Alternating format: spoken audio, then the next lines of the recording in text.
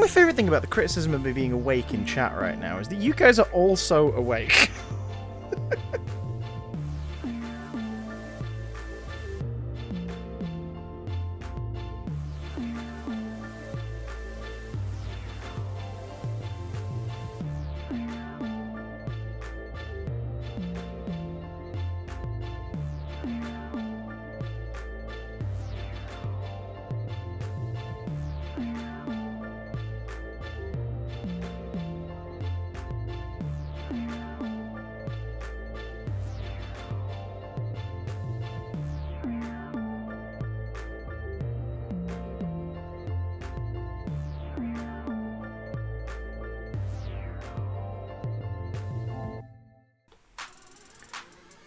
Well, hello. We are cracking on with Ratchet Clank Rift Apart because it's been 10 days since I last played it. And that's criminal, because I really like this game. And I've been dying to get back to it. But the problem is, it's a big damn play, so I can't get back to it until I'm streaming it. I guess we're streaming this. Hello to the wonderful Kaylee and the wonderful Jazz, who work incredibly hard all day. I hope you're both alright. Hope you're both well.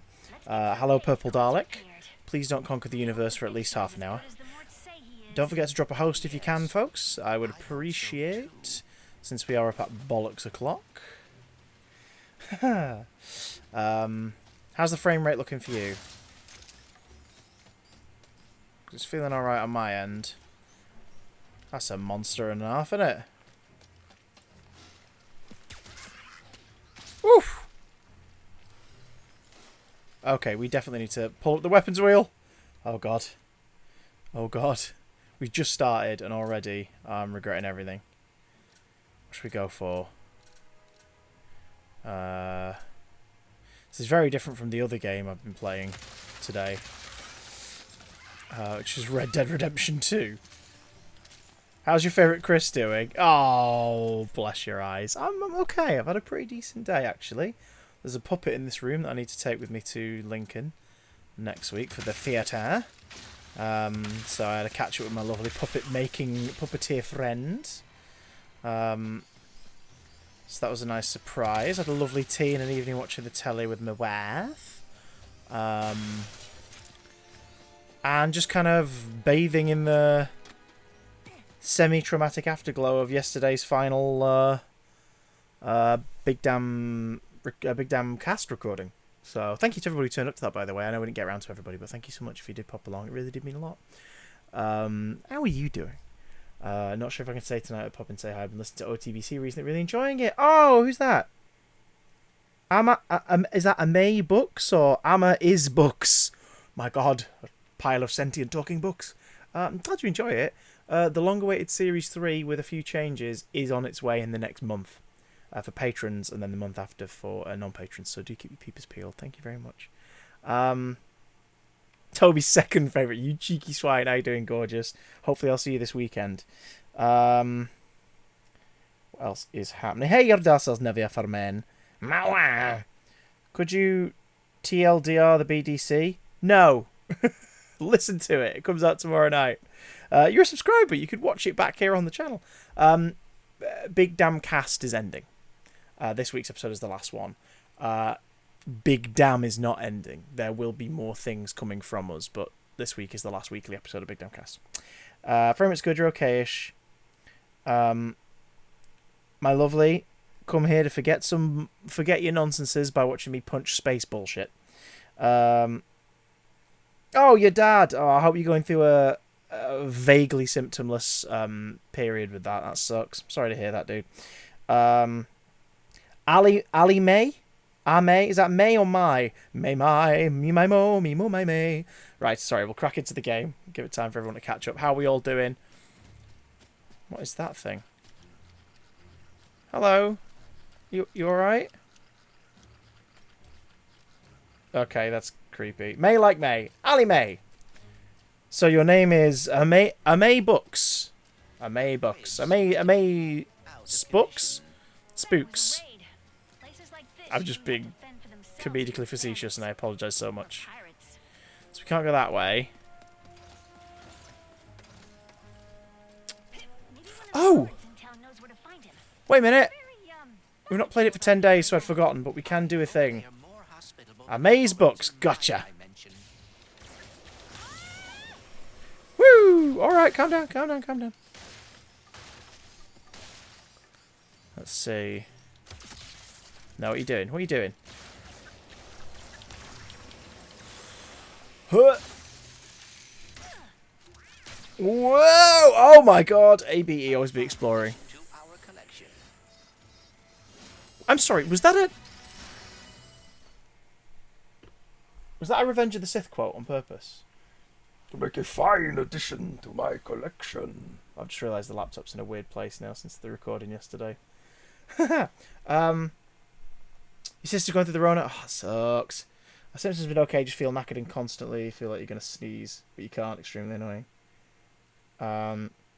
Jazz, lurk until you need to sleep. As soon as you need to sleep, my lovely, you go get some sleep. Rest ye well by Jiminy. I'm surprised so many of you are up so late. Especially Toby, you're a responsible adult.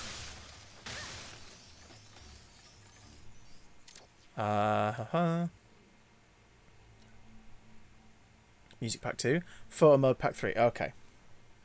Hello, Shamaria. Hello, Shamaria. Right, hang on. Jesus. So is that everything from this bridge? Hello.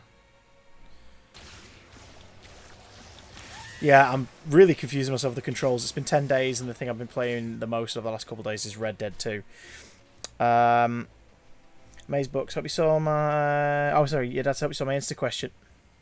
I didn't respond because there's no... I can't provide context to people watching the Instagram questions. Plus, I got interrupted, as you probably noticed, by a certain talking dog. Bumped into me at Media City once in like 2014 and got a photo with you. Holy shit. I'm so sorry. By being near me, you are immediately made like 2% less cool scientifically. I'm so sorry. I hope you've recovered since then.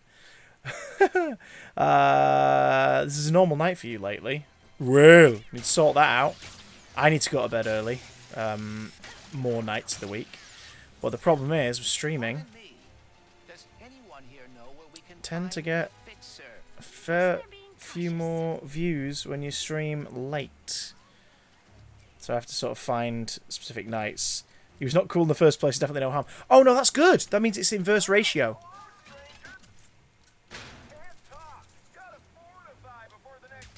That means that you actually became cooler from meeting me. Because you built up cool points backwards. Back at Roundabout. Oh, is that a citizen of the city? Hmm. Oh shoot! I thought they were just random bugs. I forgot that they were the ones that can chase after us. Ah. I can hear him, Miss Zircon.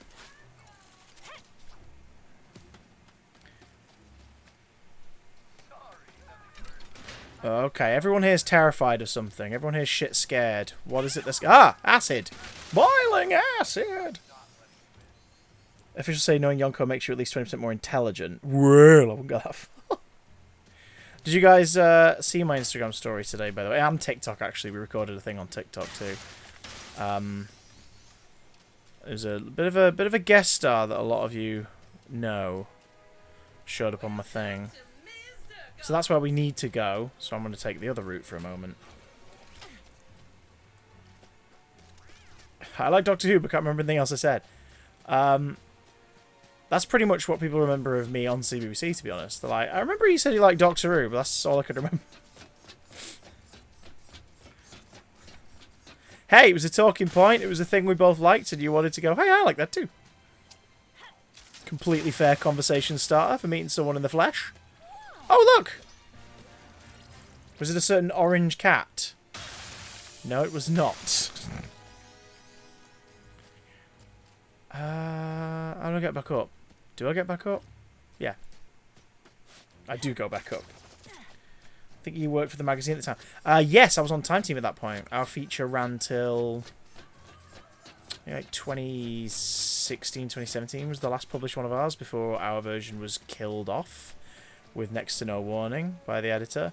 And then they started the new version and let that new lot be extremely bullied without ever backing them up or helping them. So, screw Doctor Who Magazine. What are these?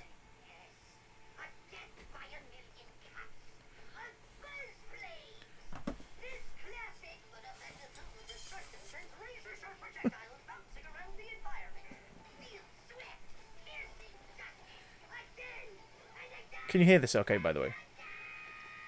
Can you hear the game alright? I mean, not me. You don't have to hear me. You really don't have to hear me. It's a waste of time.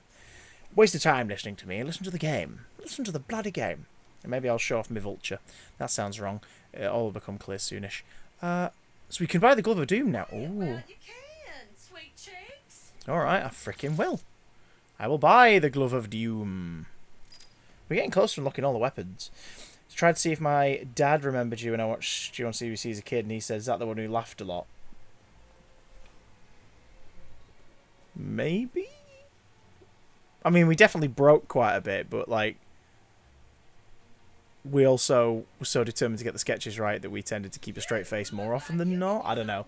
I don't know. Maybe I was the one who laughed a lot. It's been a while since I've laughed. Been a while since I felt joy. Cold Snap. Could do the upgrade to the Cold Snap. Or we could upgrade a weapon we're already using. Ah, the Enforcer. That's the shotgun style thing, isn't it? Again, been playing a lot of Red Dead Redemption, so to me a shotgun is an actual shotgun at the moment. It's been fun to play. It's not my, like, when I say it's not my sort of game, it's very much like other Rockstar stuff, like GTA 5, which I adore. Nice mod, huh? But unlike GTA 5, Red Dead Redemption 2 is a lot more like a roleplay game, like a proper RPG, which I'm not as into. So it's been a learning curve playing that the last few days. Once I finish the story, yeah, I'm definitely upgrading the sprinkler. This thing's amazing. Once I finish the story, I'll probably bring it up here and we'll do some Red Dead Online at some point in the near future too. I don't know either. I don't know. I don't know. Glove of Doom. Okay. Here we go. Oh.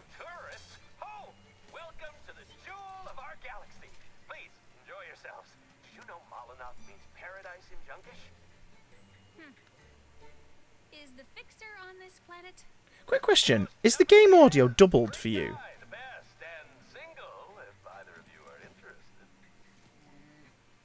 We were told that he can fix phase quartz. Phase quartz, blaze quartz, anything! But, we've been having trouble with pirates, so we asked him to help because, you know, he's a big guy. But after a few days of totally crushing them, he just, broke. Perhaps we could fix him. You two look like you could straighten him out in a Molotov minute. But A Molotov minute, eh? Doesn't seem to be. Okay. Can you hear the game okay?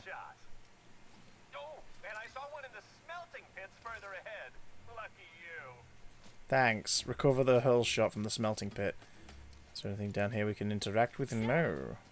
After this, are you and Ratchet going to the Lombax dimension? It is possible, but Ratchet is uncertain.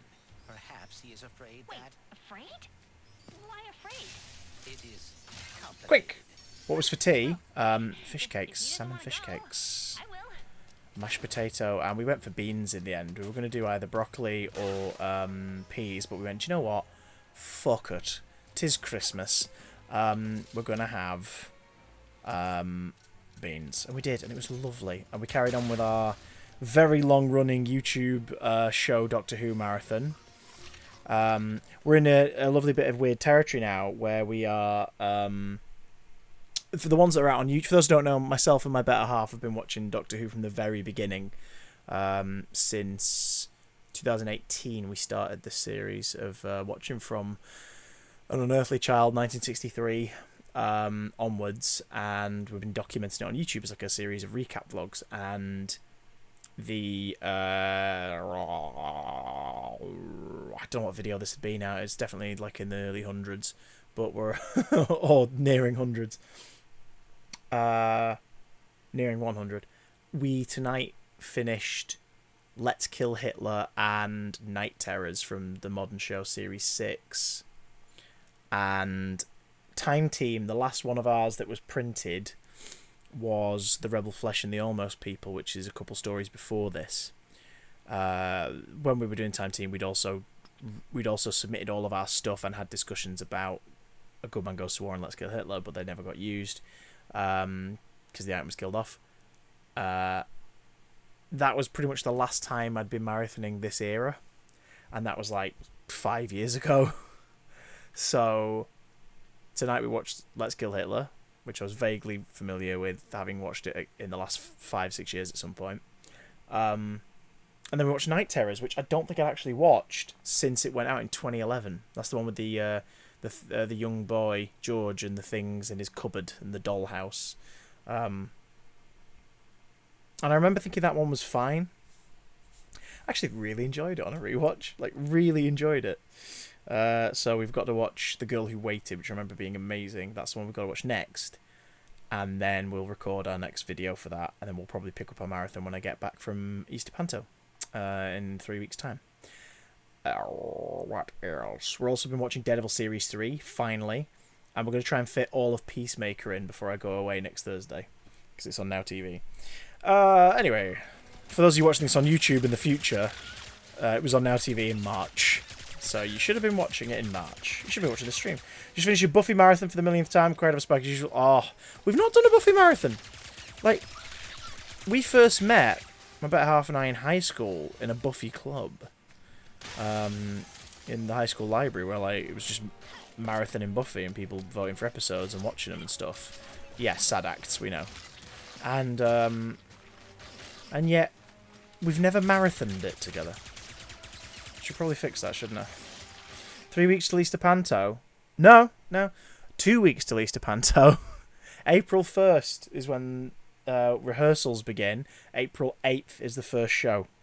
In fact, very quickly, because I do want to carry on with the game, there are 2 puppets in the show. I'm definitely playing one of them. I don't know if I'm playing this one, but this one's been commissioned.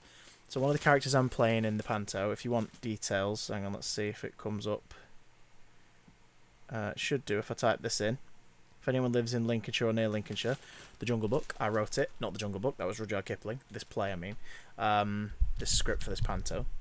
And I also wrote 4 of the songs. It was meant to go on 2020, so like I wrote it back in 2019. But yeah, there's I'm playing 2 characters. I'm playing the Monkey King in Act 2, and I'm playing puppeteering and singing for Car the Snake in Act 1.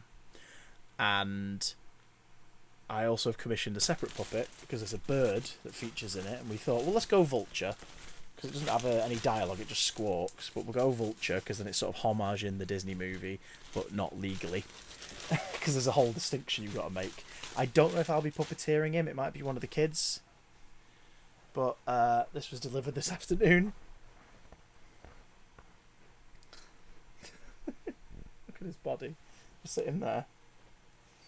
I'll sit him on here, that he will sit and not move a muscle, because he doesn't have bodily articulation. Yeah, alright. Yeah, not bad. So, this will be featuring in the show. The theatre specifically commissioned me, because they want to use me for future productions, so I'll probably end up in Snow White or some shit. Maybe. I don't know. But right now, I'm going to appear in The Jungle Book in April, and you can watch it if you're watching this right now live. If you're watching it on YouTube in the future, you missed it. It was last month. Where the fuck were you? Gah! So yeah, he's great, isn't he? Was this created by a certain Hackety Dog? No, it wasn't created by the creator of Hackety Dog, because the creator of Hackety Dog was like a group of writers in 2008 for a show called Scoop. If what you're talking about is the man who plays Hacker the Dog, yes, Phil Fletcher made this. That's what he was here for this afternoon, to drop it off and collect the details for his invoice from the production company, which was given to me because I'm like the middleman in this conversation. But yeah, they were like, we're thinking of going more professional with the vulture puppet because the one we had we weren't happy with. And I said, well, I know a guy, funnily enough. And they went, we thought you might. So, big vulture. But yeah, Phil has never built Hacker. Hacker is an exclusive contract to a different puppet builder. I think we talked about that in our the Broom Cupboard episode, actually. The Phil one. Oh yes, I just suffocate in the bag. He's just going to suffocate in the bag. It's fine. He likes it. He likes it. He has to stay in the bag to protect his eyeballs from being scratched. What a great sentence. Oh,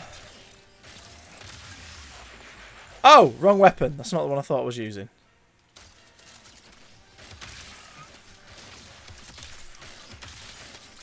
Oh god. I don't know why I'm aiming when I could just no scope.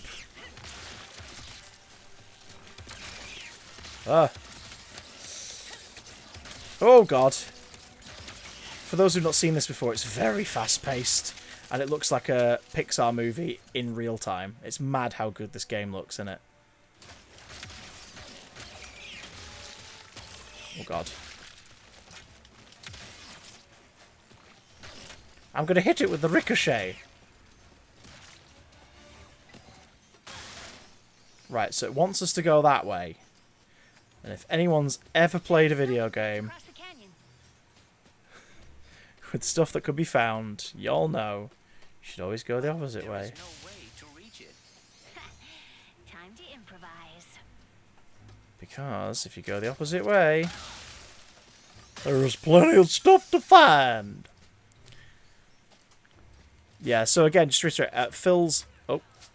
Phil has never built Hacker the dog. He legally is not allowed to make one for broadcast. I think he's had a go at making one in his own puppet workshop. But Hacker the dog is made by a puppet maker called Neil Sterenberg. If you ever watched... what was the show that used to be on CBBC? It was like two llamas. It was like 2009, 2010. Nuzzle and Scratch. Neil Sterenberg is one of the performers of Nuzzle and Scratch. And lots of other things as well. But like he has the exclusive rights to make Hacker and to make Dodge. So any Hacker that's ever been made has been made by him. To this day, funnily enough. If anyone ever commissions you to make a thing, and you know you're good at making that thing, make sure your contract has an exclusivity that only you can make it. That's what Neil Sterenberg did, and Hacker has been on television for 13 years, Dodge has been on TV for 12 years, so he's made a lot of money off of those two characters. Watch out.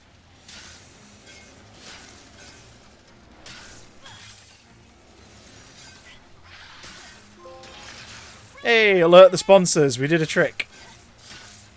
Here comes another one. Oh god, this is amazing. Place for a hurl shot to be. I'm guessing it has something to do with them all getting recalled recently. Something about fractured spines? Oh jeez. Dear. Oh, how close was that? Smooth. There's a rift. Shit! Ah, Hacker is old. Yeah, but it's still 6. There's a rift. He's still 6 years old. That's the remarkable thing. How about that, huh? Very impressive. I'm glad we made that. They keep coming. Oof.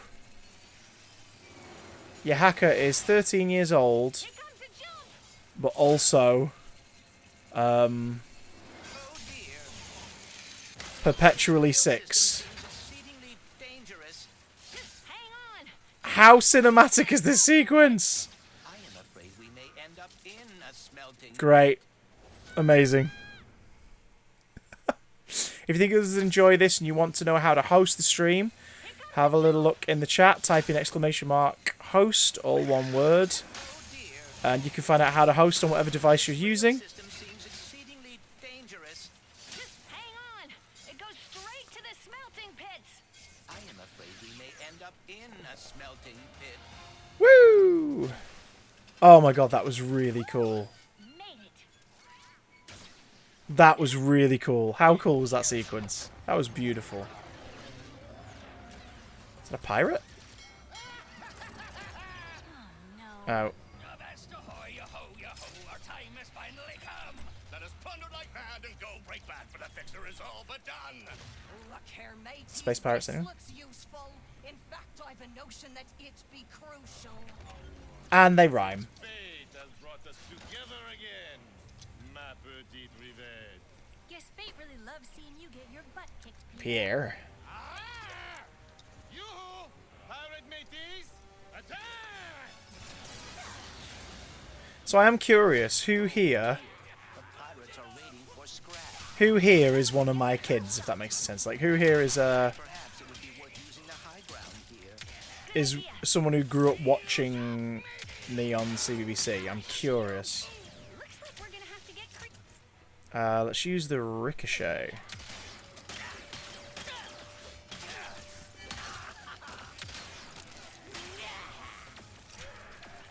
Quit while you can. Oh god. I made it. A peek at my Tinder messages and the cringe is unreal. God, I can imagine. I can imagine. I've never been, in the situation where I've that makes it sound like a thingy. I've never been in the situation where I've used a dating app because I've been in a relationship for a very long time, is what I'm getting at. Dating apps weren't around when I was younger and, single or courting. So I always find it so fascinating, the idea of it being such a, unfortunately, like, cringy thingy, because it's a lot of it is people who are just like wanting to meet like-minded people and go on a date and have a shared experience. Same people like yourself, Kaylee. Well, lovely people like yourself, Kaylee. And then a lot of it is obviously people who are just chances. It's mad. You chat randomly stop working, you had to switch devices. Nil ye fret. So you guys grew up watching me on CBBC. That is both very sweet to find out and very disturbing. Because I posted a TikTok today, right? I know, for a 30-year-old that should be illegal. And when I did, there's like several comments from people who obviously must have been watching me when they were younger, who said like, oh my god, Chris grew up. Or like, you've grown up well, King, was one of them with like the crown emoji. Was like, that's hilarious. But I've realised, oh yeah, like, a lot of people who watched me back then, when they were kids, so some of you guys, are always amazed for some reason to find out that I'm 31. Because I think a lot of people just assume that I was old. I'd be older. Because I was, the adult on the telly when you were a kid. But, like, I was 18 when I started. So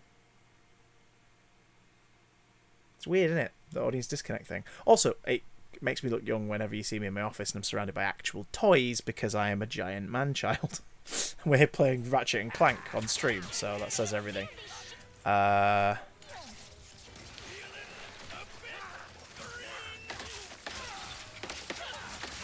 Oh, I love the topiary sprinkler weapon. It's so much fun. That's all of them. Let's get that hurl shot down. Okay, but have we missed any power-ups? No, it looks like we got them all. Wait, is that ammo? No, we got them all. This is an example of what I saw today. Halloween's your left leg and Christmas is your right. Can I visit you between the holidays? Someone actually used that as a chat line on Tinder. Oh, no, that's like a Panto Dame joke. Oh, good lord. Followed you on Twitter for years, never really had the gap. I think that causes the disconnect. Yeah, maybe, true. Like, if you sort of kept tabs on the stuff I was doing in general. Maybe. Also, it's weird to think just how much time has passed. Phil and I were talking about today. We got the hurl shot. Now we just have to get across that I... chasm and find a fixer. Whoa! Fine. Holy shit, that was amazing. Phil and I were talking today about the fact that, like... So we're talking about how much work he does as hacker nowadays, like how much of the week he's actually in the studio, and it's like a collected, like, maybe 7 or 8 hours a week total. And we used to do, like, 7 or 8 hours a day. But he said, like, so when was the last time you and me would have done something? And I said, well, technically the last time we appeared with me presenting would have been the last day of Shout Out Saturday. So that was, like, this time 6 years ago. And he went, that can't be right. And so I've been back since, like, on Katie's last day. you know, cameoed and everything. But like that was last time like I hosted on the channel, like outside of doing shows on the channel. I've done shows on the channel since, but you know. So she be fixing to meet the same fate as a fixer? We be happy to oblige. Oh god. Tinder Swindler documentary put you off dating apps in a while. I have avoided the documentary on the sole basis that I know I just watch it and go, oh my god, people suck.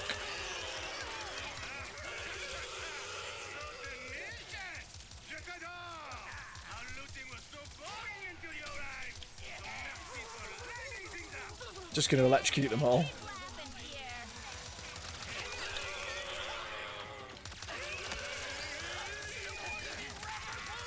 Look at this. You avoid Tinder on the same basis. I used to watch you before school and start watching. My friends mentioned you streaming and spoke quite highly of you, that I've been hooked since. Oh, Kaylee! I didn't realise that was the arc. That's hilarious.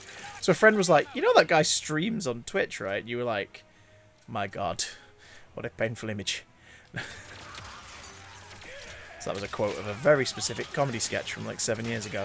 I apologise for the non-specificity, but also you've been watching long enough to know that I don't ever say things clearly.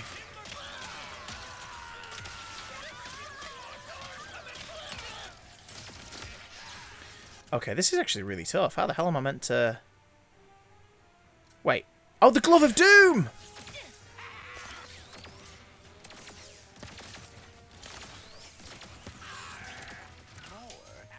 Amazing. Amazing. Maybe the fixer will help finish them off. Get 'em, boys.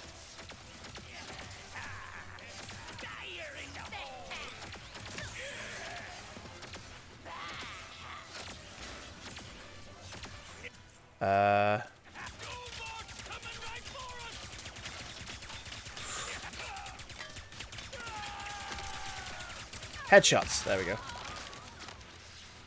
You got excited when you found out I was streaming. That's why you went to your dad to see if he remembered you. Bless him. Bless you. Or geeky dependent on content. Oh, specific humour that you don't get is fine, because the one time you do get it, you feel so intelligent. Intelligent. We seem to be doing pretty well on our own. Hang on. Is this like a continuous boss fight? Is stuff just coming our way? Like, can we physically go anywhere?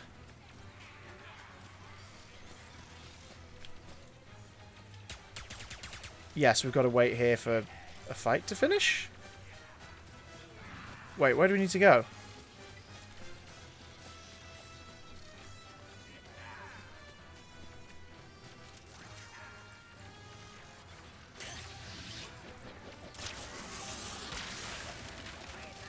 Oh, right, there we go. How's Benny doing nowadays? Oh, you still got a crush on Benny, have you? He's alright. He's, funnily enough, he's also in a bag. Your penchant for meddling is most annoying with it. Why must you always get in my way? Did you ever think you're the one getting in my way? I am afraid I am the protagonist of this story. Oh. Hello, everyone. Here's a question for May and anyone else who's joined now. Do you remember Bank Holiday Benny? That was a late Chris and Hacker era character who then showed up in a bunch of online media as well. He sometimes shows up here on bank holidays. Not always, but sometimes. Oh god, this is really tough. Where's my topiary sprinkler? I'm also going to freeze you. Freeze your ass. Icebreaker! Oh! Oh, whoa, whoa, whoa, whoa! Someone gifted Hannah a sub!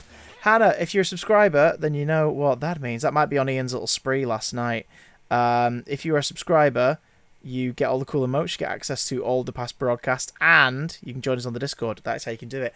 Hello, Hannah. How you doing? Right. Sorry, I'm just in the middle of a hectic fight on the game.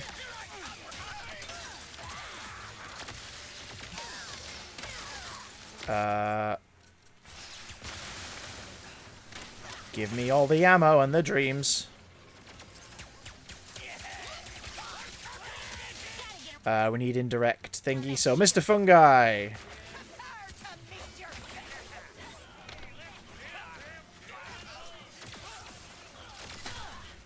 Oh, God. Punch him in the dick. Punch him in the pirate dick. Sorry about the lack of talk. I'm just really concentrating so hard. Also, why are so many of you up so late? Says the guy who's up late streaming.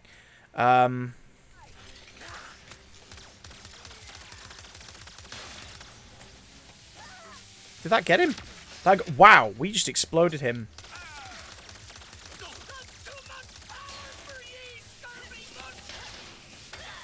Ooh. What years was it around? Bank Holiday Benny was, I think, pretty much just 2014, 2015. Early for Simmons. Hello, Simmons. Hello, Simmons. Oh, boss fight?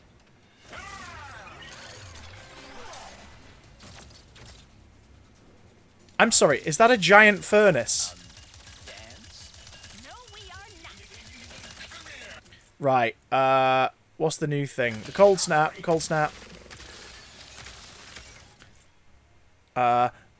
Void Repulsor.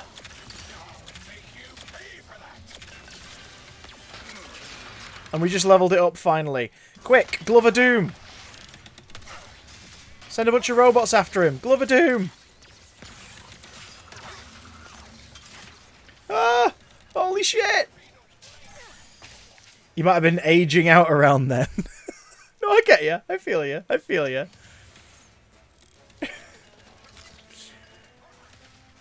Yeah, it's weird how Kids TV has a different shelf life, I think, based on what type of, like, humour and content it is at the time. Like, for example, I stopped watching CBBC, CITV and whatnot around...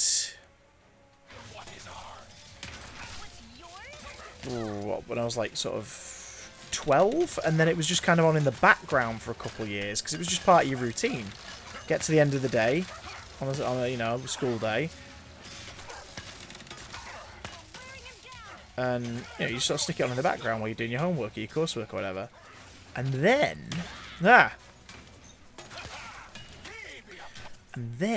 I started watching, what else? I started watching like Ed and Oucho's stuff when I was uni age, because it was a great like hangover cure for the very brief time that I was in uni. And it helped because then when I got the audition to screen test for them in late 2009, I had some knowledge of the shows that were on and whatnot.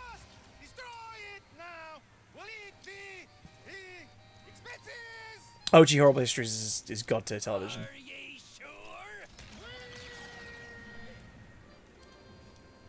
God, so many of you are up so late. Right. Oh.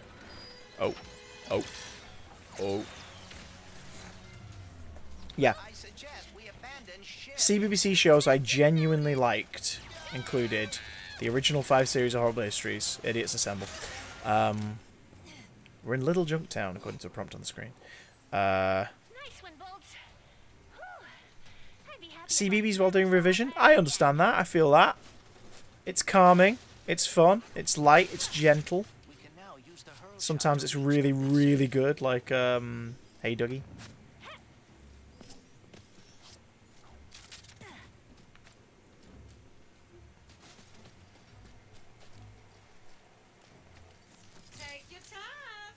My body physically won't let me sleep until 4 AM. Ah, that's how I felt recently. Sarah Jane Adventures is my absolute favourite CBBC show, and I loved it before I worked there. You do have ADHD, which I didn't know at the time, so that actually makes sense looking back. Ah, well, there you go. There you go. There you go. You'll see. There you go. It was a calming influence. The Void Repulsor. This is the shield weapon. We should upgrade that, because it will be super useful once it's actually doing shit. That is one mighty fine enhancement. Thank you, Miss Zircon. I've been doing squats. Incoming. Honestly, it's I haven't pulled a Chloe Ferry. You know, I'm not Nicki Minaj. It is my bottom. Sparticle Mystery. Yeah, I don't really have a comment on that as a viewer, because that was a show that I like hosted into, so it was sort of after my time. I did watch a few episodes of it. No matter what, and this is something that people find surprising. When the programs were on the TV, we weren't watching and we were rehearsing the next link or recording stuff for later on or for the next day. But every presenter had a different approach. But what I would always do is I would always familiarise myself with every new show, every single one. So if I knew that we were getting a new drama series a couple of weeks from then, like say Sparkle Mystery or Wolf Blood or something like that, I would turn around to our producers and be like, please find me a promo copy or a preview copy of the first couple of episodes. And the producer I worked with, especially in my last 2 years, a guy called Andy Potter, who was amazing. He was very good at doing it. He'd always source it for me, and then he'd be like, I'd come in the next day and he'd be like, here you go, need to have me some DVDs. And I would either, because for a portion of the last couple of years I lived next door to Media City, so I'd just pop home and watch them, or I'd borrow like a studio laptop and watch them in another room. Familiarise myself with them, get to know them, and because I'd have to sell the shows to you guys, I would always find something I admired about them. So even if it was a show that I was like, this is kind of really, I would never fake what I liked about it on screen, if that makes any sense. I would always find an angle where I was talking about it positively. Wizards vs. Aliens was amazing and finished way before its time. It had at least one more series planned, and they just never recommissioned it. Wolf Blood was fantastic. Even the reboot, I like the reboot. That was on around the time I did Shout Out Saturday, so I asked for previews of that. And I'm mates with Leona, who played Yana. She's lovely, a proper solid person. So the reboot was great. Young Dracula, the reboot of Young Dracula was great, and I love the reboot of Young Dracula so much that when we did the promo, I made a best friend for life. Sydney Ray White, who played Erin for the first 2 series of the reboot, and me and my wife and her husband Rob were all busy mates. And we met because she came to do promo for Young Dracula, and we really hit it off. When your dad saw, I'm guessing Danny John Jules in MI High, you started watching Red Dwarf as a result. Brilliant. The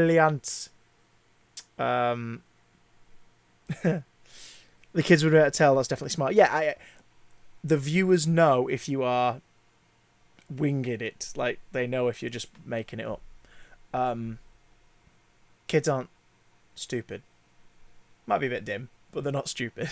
You know what I mean? Like, you have to be truthful. I think you could tell if a presenter didn't know what the hell they were talking about. Even to this day, when I interview people for projects I get hired for or for my own things, I will always research as much as I can before I meet them. Even if I know, like in an hour we're going to do a Skype call and record it, you interviewing this person. Okay, who are they? They do this. Right. Can you give me 20 minutes? I'll just go away and I'll read up on them as much as I can. And I won't go into the interview going, I'm going to spout all the facts I just learned. But I've got them in here. So I'm familiar with the person, and you can always feel that more so than when you're just thrust out in front of somebody. Great example, when you watch red carpet interviews, half the time it always feels really cringy, doesn't it? Like when they're just talking to them for like a minute on the red carpet, it feels really cringy. And I hate the trend that's happened where, like, when they do press junket or red carpet and they're just trying to do like a viral thing. It's like, nah. Show them some, like, it's nice to break it up for them, because obviously all day they've been answering the same questions from a million different journalists.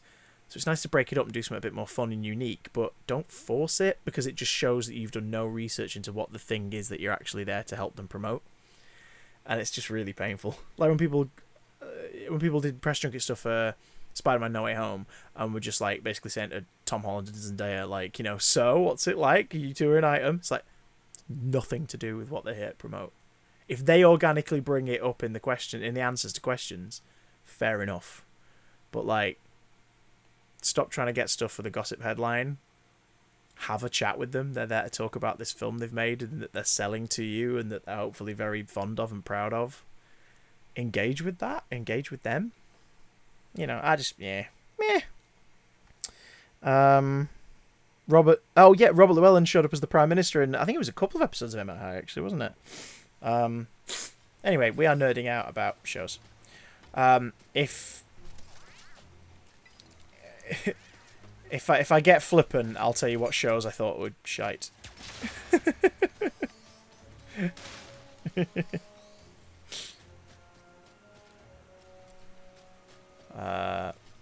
Where am I going?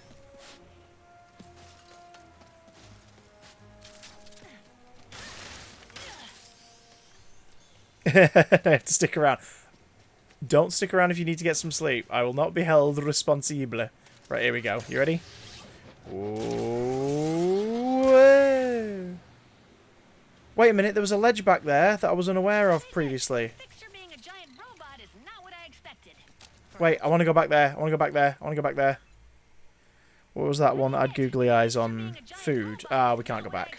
That was Ooglies. Ooglies was the one with eyes on food. Mr. Prank is now on TikTok. He is, and he's a solid guy from what my friend Barney tells me. I was talking to Barney this morning, actually. We send each other very weird messages. We always try and prank each other. Not prank, because, you know, prank patrol, ha ha ha, very funny. But, you know, we don't tend to have normal conversations, me and Barney. Anyone who saw our anyone who saw our virtual pub episode on here about a year ago knows that we don't have normal conversations. Anyone who saw us in Panto in Lincoln the 2 times we did Panto together know that we have a very weird chemistry. I adore that man. I would die for Barney.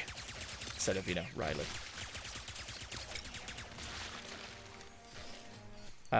Your family ugly so weird. Tell Barney we miss his YouTube videos. Yeah, he's not done anything in a while because he tends to do mostly. Pocket Dimension. He tends to do like musics and inserts and stuff. He'll do some things. Don't worry. I think he's got there's a Panto company he works with sort of a couple times a year that do like touring productions. I think he's got a Wizard of Oz production coming up. Oh, here we go.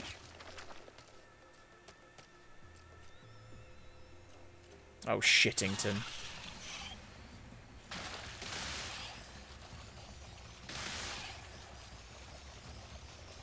Let's have a look round first.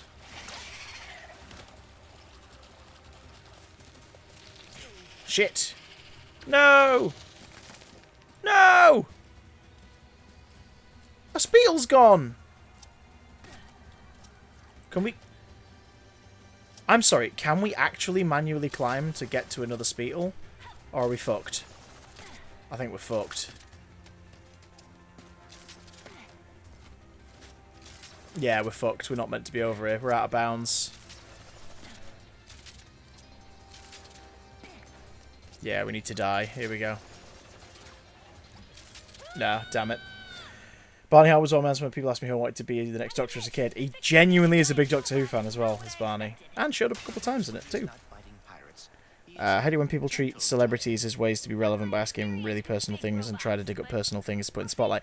Well, a big part of that is the way like the Hollywood studio system kind of structured us all to believe celebrities to be. Like, it's always about the story or the gossip. Add to that the continued popularity of reality TV. I mean, we all enjoy a bit of trash telly every now and again, but the continued popularity of reality TV is kind of still training a whole generation of people to think that everything is about gossip, it's about relationships, and it's like, no. Like, these people have, like, you know, out of hours time. Like, let them be off duty, do you know what I mean? Like, a couple of people I've worked with who are absolutely, genuinely lovely human beings have to put up with that whole weird thing of the press talking about them all the time in really weird ways. Like, Jake Quickenden, lovely man, absolute joy to work with. He's hounded all the time. Kerry Katona, worked with her in 2016. One of the most, honestly, professional people I've ever worked with. Because professional in the sense that she knew what her weaknesses were in theatre, so she worked hard to avoid ever letting them trip her up. When people say, like, oh, they're a hard worker then, they usually equate it with, like, people who, you know, oh, like, they just get it perfect first time. But hard worker is somebody who identifies their own weaknesses and pushes through. Like, that's way more admirable to me. And, like, when you work your arse off at work, at your job, and get overlooked for a promotion or a better shift or a supervisor position and things like that again and again and again, because they're like, well, you know, you're just not, like, you need to sort of be up here. And it's like, yeah, can you see how much work I'm putting into being here? That's determination. That's graft. You give me that position, I'm going to put that graft into that too. It's mad. But yeah, it's insane. Like it's no one's fucking business what Tom Holland and Zendaya do in their spare time. No one's business. If they want to give us a hint or tell us about it or tell us a story, totally fine. Totally fine. That's their prerogative. But then there are those kind of, celebs and whatnot that them or their agencies or whatever still do the really weird thing of like organising press interventions, organising being papped. And it's like, why are you doing that? Like, why? It's just weird. You're making things difficult for everybody. So strange. So strange. Okay, now on to the fixer. Anyway, that was a bit of a tangent. Seeing pack photos always makes me incredibly uncomfortable. I hate that it exists. Hate that it exists as an industry. I mean, it's not like I'm being bothered by it anytime soon, but like I have friends who do. Like, so my friend Ian, right? He's a comedian. If you see CBBC View, you know Ian. He's a comedian. He's a voiceover artist. He's a sometime presenter. And Ian doesn't get, like, paparazzi attention. But Ian's wife, Laura, is also a presenter and has been for years on, like, MTV and things like that. And now she presents stuff for ITV2. Laura gets papped. Like, she gets followed by the paparazzi. Which means occasionally Ian ends up in paparazzi. But, like, they hang out near their house. Like, what? Why would you do that? All just to get photos of them, like, walking the dog. It's, I don't... It's mad. It's mad. Oh, God.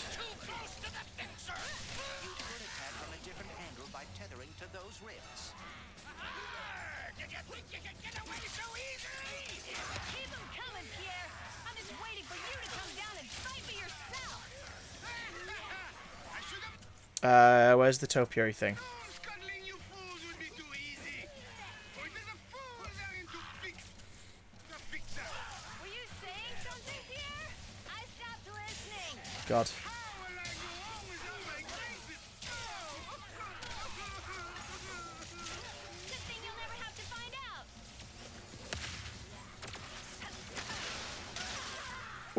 Smash his face, Ern.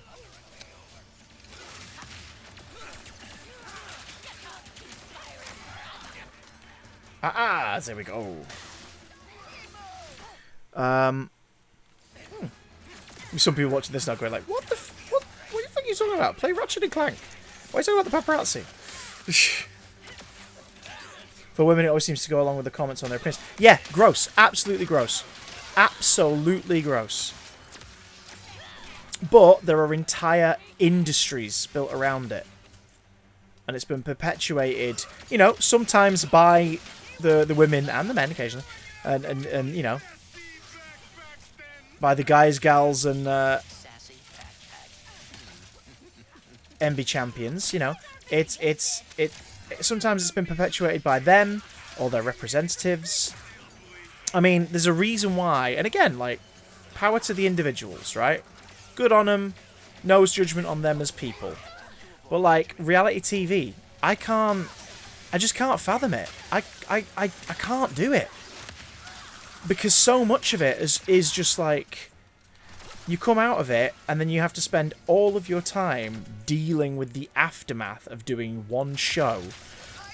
Or you do get those individuals who get really, I don't want to say egotistical, because, it's if you are your own brand and your career.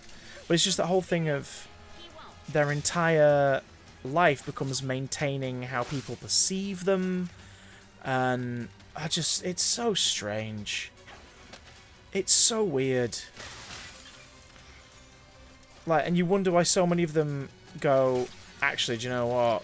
One day they just give up and go, yeah, I don't want to do this anymore. I don't blame you. I do not blame you. Your life for the past few years has been selling yourself as a brand. And all because there's this weird culture around people being fascinated with other people. Like, it is in our nature to be into drama. Like, when you find out about a scandal, you sort of go like, oh, no, and you read deeper into it. we are humans. We are curious. Part of it is a learning receptor thing where we look into stuff. Like, if you hear a story about like and like I don't know, like someone faking their death, or like, you know, an adulterer or something like that.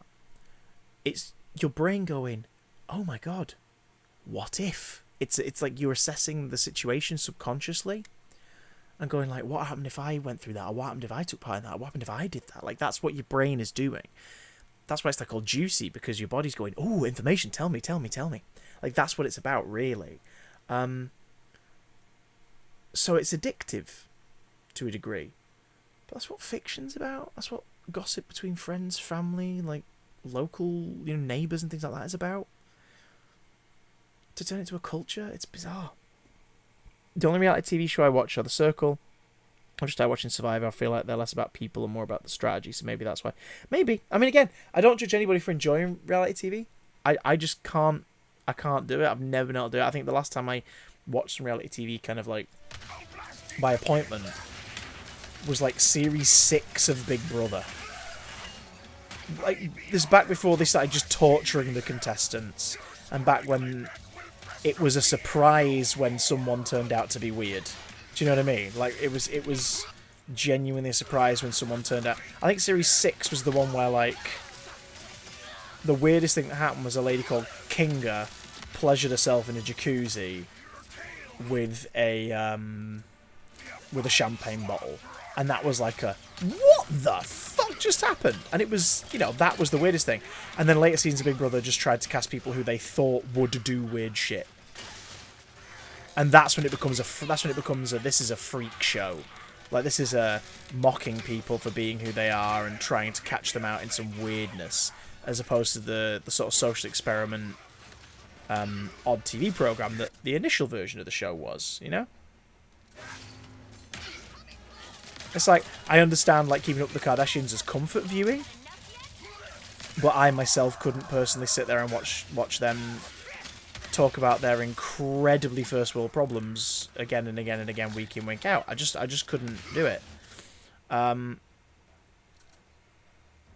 don't get anything out of it personally, so I don't watch it.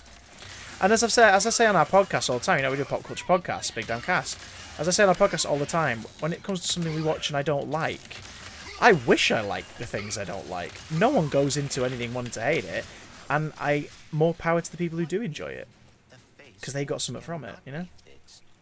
I myself felt self-conscious about my image and how I look. Like, I should wear makeup today. Should I wear makeup today to look better? Do I need to lose weight to fit in with the media, etc.? Says what the media says is beautiful is sucks. Yeah, projected imagery.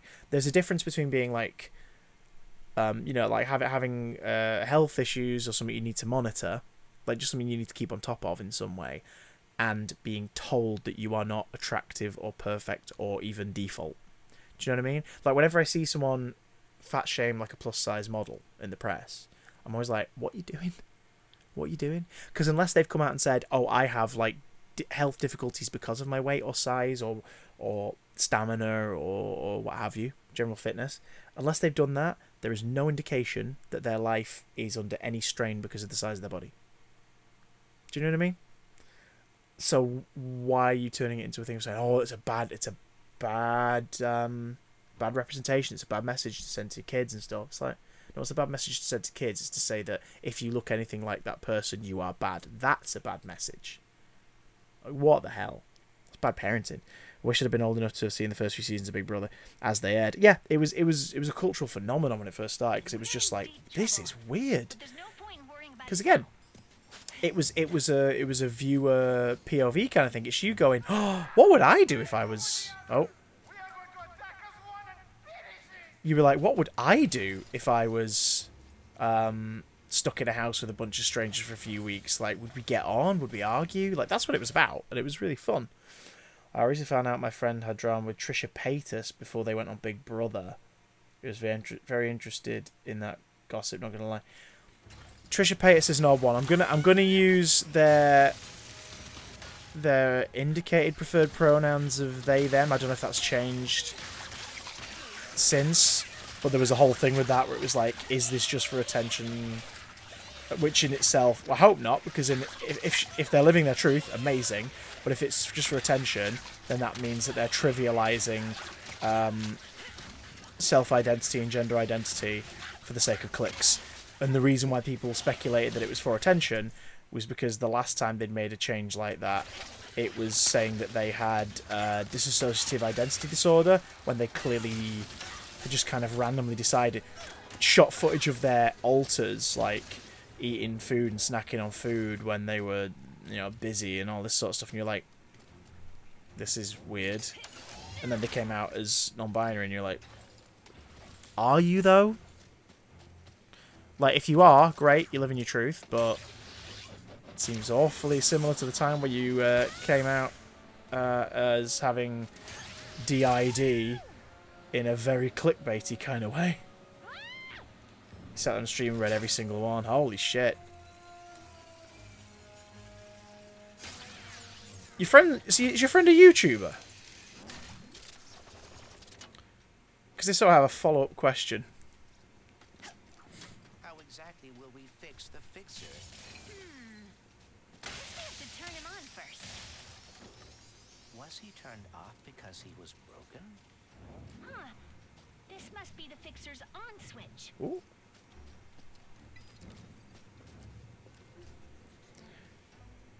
He was, but is now on Twitch. Oh, okay. Not Irish, is he? So vaguely recall a fellow with an Irish accent talking about Trish at one point. Oh, no, I'm thinking of a different person. Not entirely sure. I misread that as a response to the Irish thing. He's Irish now. Drop the Twitch handle for those who want to watch like gossip channels and stuff. Are you, okay? Oh? No. It's the Fixer. I am broken, as is everything. Nothing can be fixed. I've realised what I love about these games. It's Hitchhiker's Guide, but Pixar.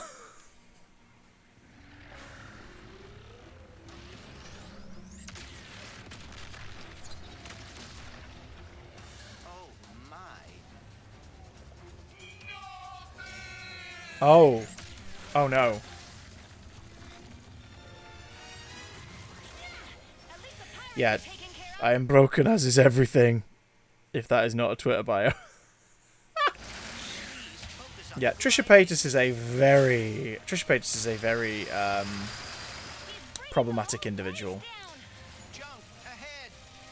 And I do hate the fact that every now and again they're involved in something where naturally it's like, yeah, no, they're in the right here, and we should side with them, because then everyone sort of rallies around them, and then they go back to do something problematic and shitty. It was definitely a MySpace thing. Oh! Is he talking about me? Because of your arm? Don't listen to him, Bolt. Okay, this is If you're adorable. broken, so am I. And terrifying. And I think we're pretty awesome. Aww! Do you have any ideas? Because I'm having a hard time thinking while running away from... Can we again just reiterate that this is... Trisha's pregnant now, I'm hoping it will change Trisha in a good way. God, you can only hope, can't you? You can only hope. Oh, dear. But aren't they with Healer Klein's brother still? Because if so, then that means that the drama will just continue. Oh, God, anyone here who's not like sort of familiar with the YouTube space, this stuff is like, what are you talking about? Don't worry about it.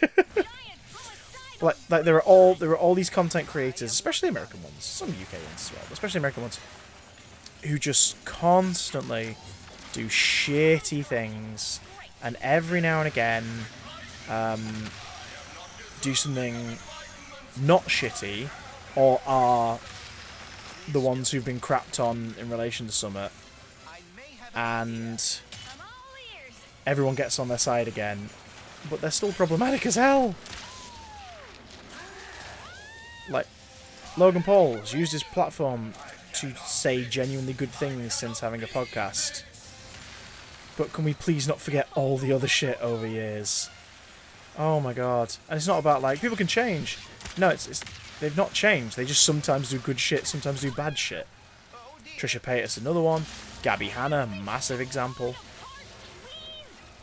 So many of my regular viewers now are like, what are you talking about? How the big damn parents to be? Hey Chewie, they're good. They're good. We got a bit emotional last night, me and Matt, when we finished the recording. We had a big hug. And I've realised I might not be around when they have their baby. I might be in the Jungle Book by that point. Here we go. I am fixed. What are you doing? Improvising. Okay. I'm still here, but... I may be different than I was, but you helped me realize I am still Clank. Damn right you are, Clank. You're also adorable.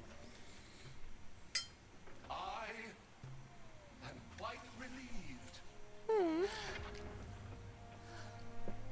When the Bullards asked me to protect them, it opened my eyes to a great many broken things. Aww. So very many. And you became distressed. But being able to fix another, to see that all is not lost. Just a reminder, this is a video game. How fluid is this? Like, no load times. The animation's beautiful. Fix this. Like, the reflections on Clank. Oh my god.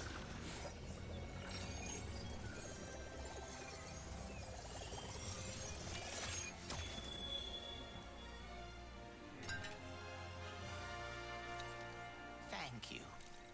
You just gave an old giant robot the gift of hope. It should be I who is thanking you.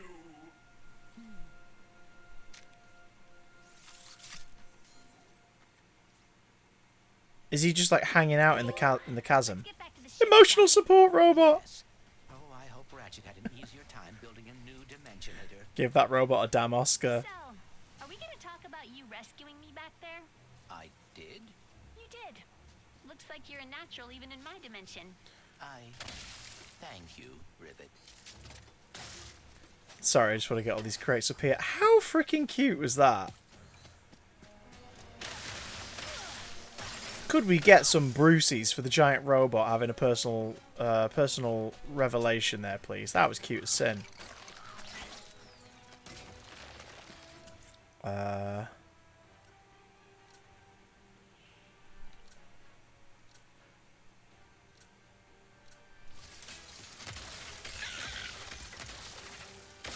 Actually pretty lost on Twitch. That was so cute. It was adorable, right? The series you're watching right now, what I'm doing is a thing called Big Damn Play, where we always try and play something really narratively satisfying or fun or complete. And this is my first ever time playing. This is Ratchet Clank Rift Apart. I played a bunch of the original series on PS2. And this is a sort of sequel to the older ones, but single tier. Sequel to the older ones, but also kind of to the remake from a few years ago, made by the same team, and it's just beautiful. This is my first ever time playing it. Tell him about my primo, John. What did he say? Actually, don't worry about it. I'll tell him. I love the design of these guys. Okay, let's check the map, see if there's any collectible things we missed out on. We got it all. We got it all. We got all the collectibles in this world. We've done it. We've already finished this world. Amazing. What have we unlocked? Oh, the robot. Okay, so here's some info about the place where we are. Yes, indeedy. Molinoff Gulch is the largest scrapyard in the galaxy. Same, May. Same. It's an arena for It's over there in that robot box. death matches and full contact poetry slams. This area became a well of highly sought after ancient ore and rare technology. While the Emperor shows little interest in these outdated parts, the Bullards have managed a fairly stable business salvaging the bones of these classic warriors. Okay. Or at least they did, until the pirates began to loot them on a regular basis. Hence the dirty pirates here. Okay. Should we see if there's anything we can buy from Ms. Zircon? Take your time, sweetie. No, I can't afford any of these just yet. Not got enough bolts, but we could buy that as Ratchet. Oh, we've got to get some memory cards. We've got to go on eBay and get some cheap memory cards. Yeah, I've been doing DIY on the living room recently. After we've lived here like 8 years, and we've wanted to change the living room shape around. We just haven't been able to afford it, Access to more upgrades. and we've now finally started to change it round. And built all these shelves, these custom-sized shelves. I spent ages building and cutting them the other week. Into the alcoves either side of the mantelpiece. We've got the new TV up on the mantelpiece. It's beautiful. 2021 4K models. I'm so happy because we're such big film fans. We've not really been able to watch anything in a newer style in forever. I've got Nintendo 64 in that box back there as well. And yeah, we've set it up so that we can. I don't play games, but I'll still beat you a lot Mario Kart. I believe you. I believe you. The most hardcore Mario Kart players are the non-gamers who just play it when they're around their mates. Because they get so into it. I believe you. Yeah, so the way I've set everything up is that we can plug in older stuff whenever we want just to play it. And our entire game library's on the shelves in one of the alcoves. Except for this game, which is physically here in my office right now. Okay. Oh, wow. Within an hour and 12 minutes, we have completed an entire world. So what's next? Scarstu Debris Field. Let's fix the dimensions. Let's do this. Again, wait for load times. This is the power of the PS5. This is nuts. That was it. We're straight into a cutscene. We are straight into the cutscene. Hi, Ratchet.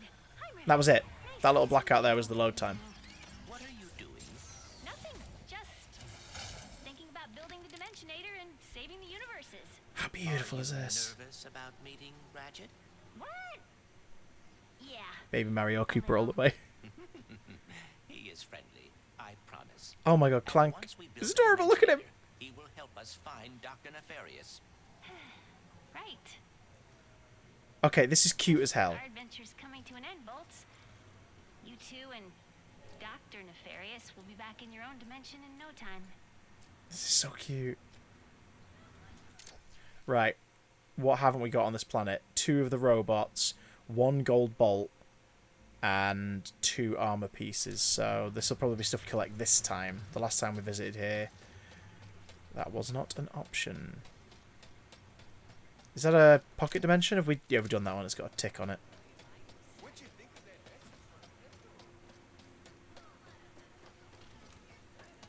For those who don't play games often, how good does this look, right?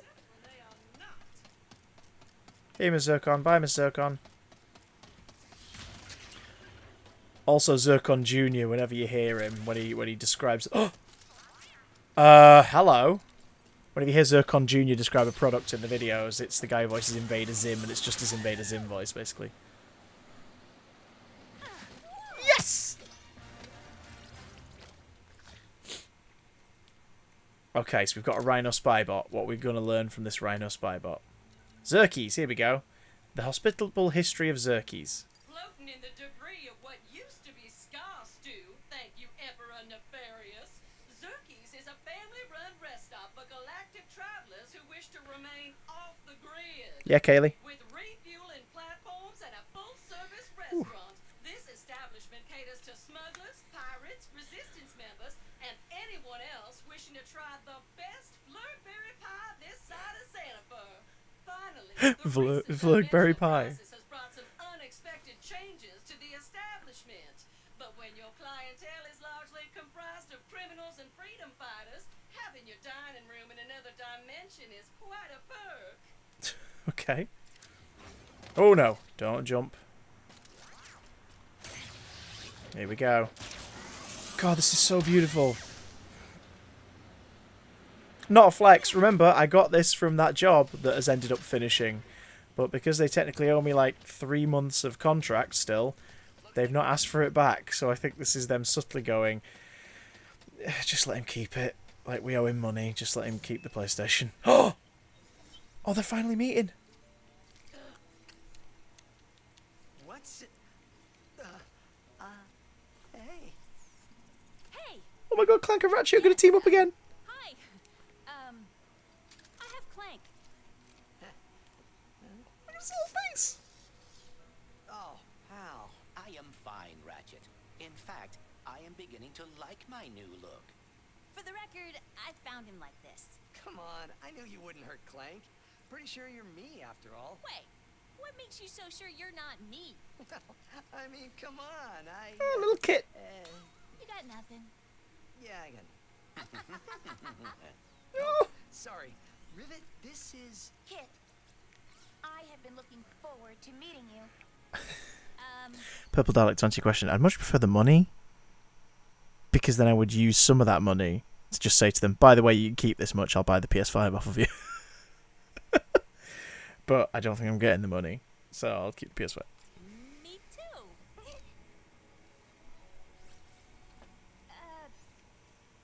The characters are cute, aren't they, Sean? Time to fix this mess. The Dimensionators! Get Ratchet Clank back home!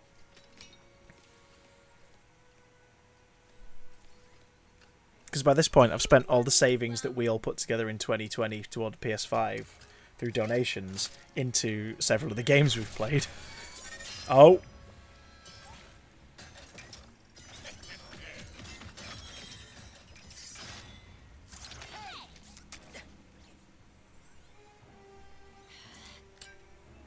Thank you. So this is our version of Dr. Nefarious, not the Emperor of this universe. This dimension left me or what? My problems deliver themselves right to me. How many times you beat this guy? Clearly not enough. Try. Be my guest.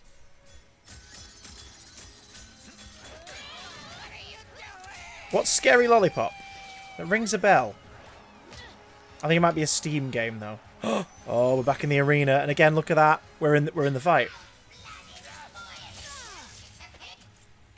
Oh shit. Okay.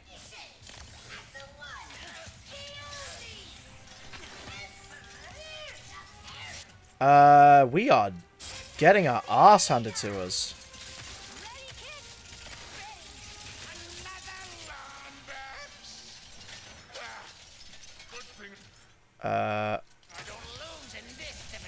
Let's just send all my little gadget friends after him.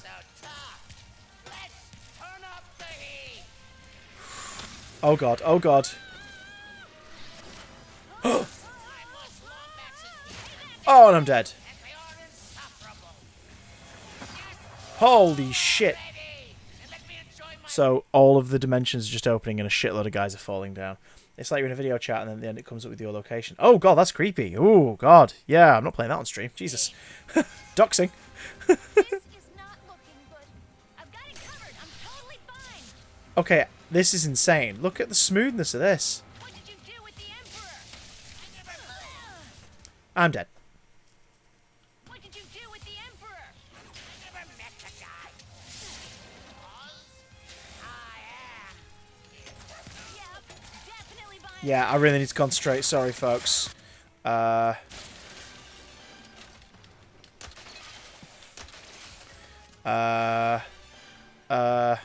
god.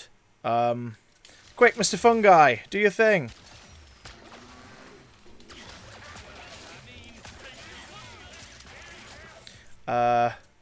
Bombs, shatter blasts. Quick, turn them into plant life. Negatron Collider.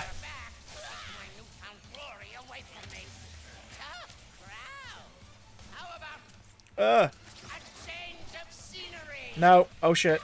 Oh god, here we go.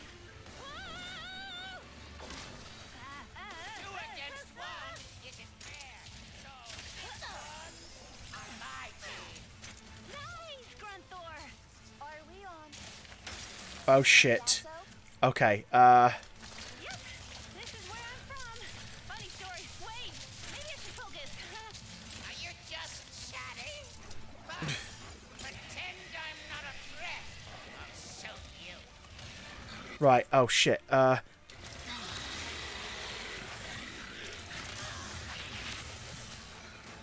I love that all the weapons interact with everyone.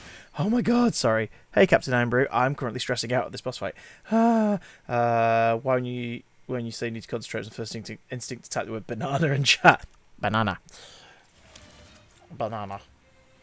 Ohana means family. Family means nobody gets left behind. Wait, wrong thing. Oh my god, I froze his bottom. Look at his little legs. I'm sorry, could we just look at this guy's little legs flailing around? You ready for this? You ready? You ready?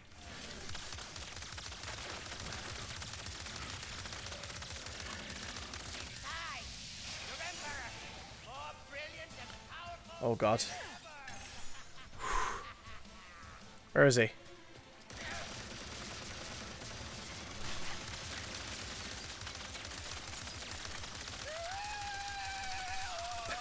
Look at the cartoony, like... Oh my god, it's so good. This game is so good. Come on, my drill hounds. That's it! I'm gonna send you into the heart of a supernova. Oh shit, here we go.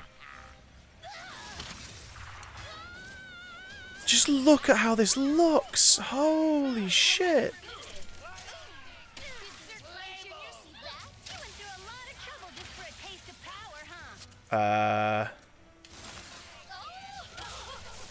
Go on, lads. Also, if you're a Buffy fan, I know some of you are, Dr. Nefarious is voiced by Armin Shimmerin. It's Principal Snyder. And he's great. He's been playing the role since like the PS2 era, I think.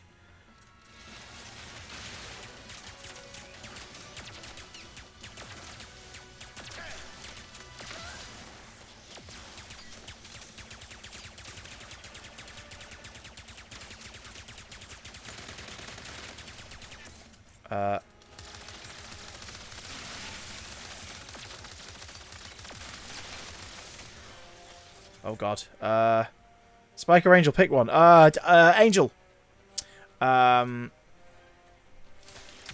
Or Series 7 Spike, when he's got his soul back and he actually tries to repent. You know, post-assault Spike.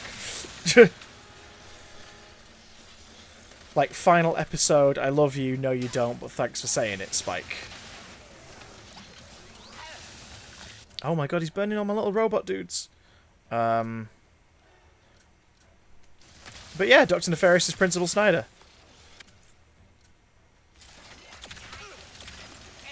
Hey! I killed him with the shield weapon. That's pretty nifty.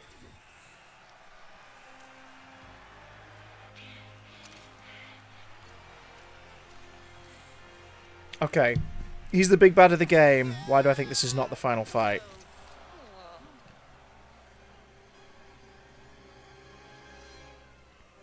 Oh, because here's the actual Emperor Nefarious, the Nefarious of this dimension. Is he going to be voiced by Armin Shimmerin as well?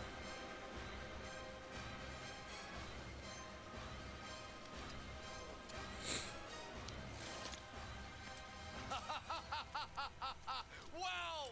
What a battle! Are we done having fun? Come on! Give it up for Rivet and her first victory! Okay, could someone look this up right now? Emperor Nefarious, Ratchet and Clank. Because just on that, like, first sentence, I think it's John Oliver.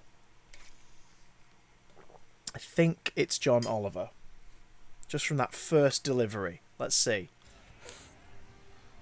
I wish I could have been here sooner. However, I am thrilled to announce that I finished neutralizing my enemies. Actually, it might not be. It might be the bloke who... Oh, is it Robin Atkin Downs? Might be him. With the exception of Captain Quantum. And...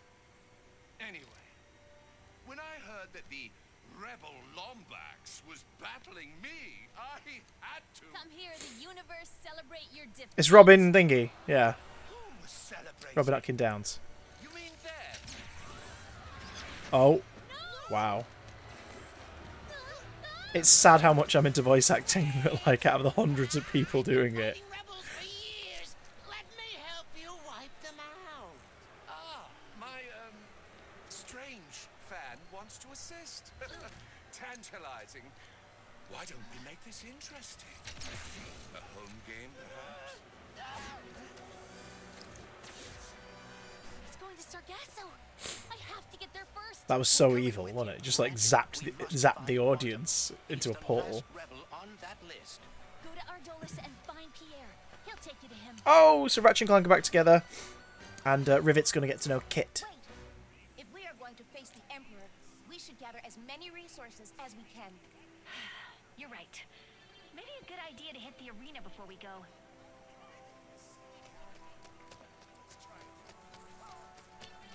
It's one of my being on the spectrum superpowers, Purple Dalek. I obsess over some things a little too much. But it's cool. I like it.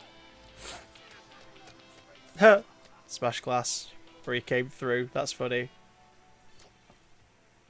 Okay. Zircon Jr. does not have all day. So if you're ever a fan of Invader Zim or Grim Adventures of Billy and Mandy, this is the guy who voiced Billy. He's going to be shouting at us the whole time. So I have 5 waves against the Mangler.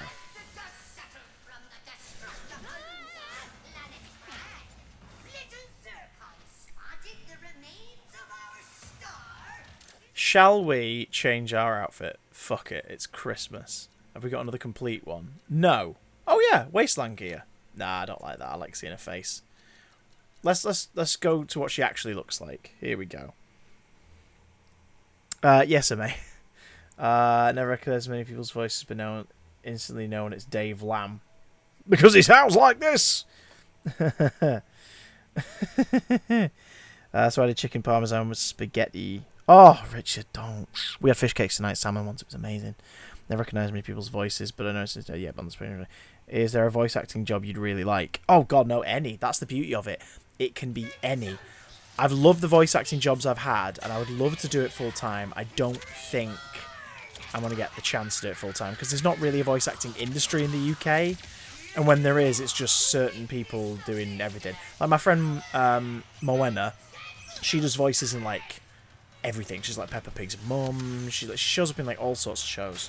My friend Rasmus does quite a lot of UK voice acting. Like he did a bunch of roles in the Thunderbirds cartoon. I worked with him on Dennis the Menace and Gnasher, and he ended up doing Dennis and Gnasher Unleashed. He was Walter in that one, so he ended up continuing the Dennis the Menace legacy.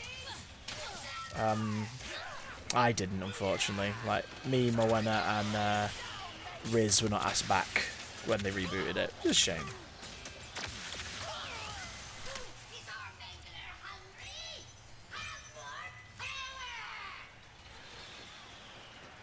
Represent a May?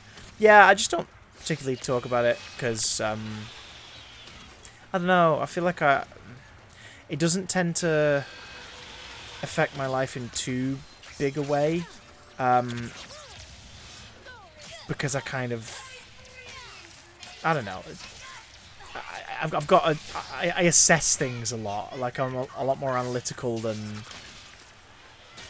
I think. I was a lot more analytical when I found out than I think I would have been had I known from a young age. So as a result, I kind of just dealt with it, and I know where I need to sort of be more mindful of my decisions and everything. Yeah, there's a whole, yeah. But also, like, I'm very wary of the idea of, because I'm a performer, it becoming a thing where it's, like, turned into oh, and you can still do that despite, and it's like, you know exactly what it's like. People underestimate you all the time. And they really shouldn't. It's a fucking superpower.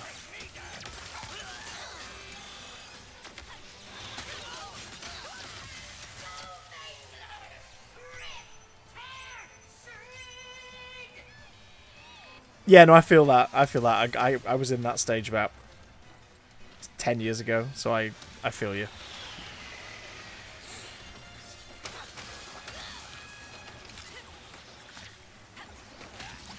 We need to change up our weapons here. Do the enemies get thrashed by the Mangler? They do! Oh, that makes it so much easier.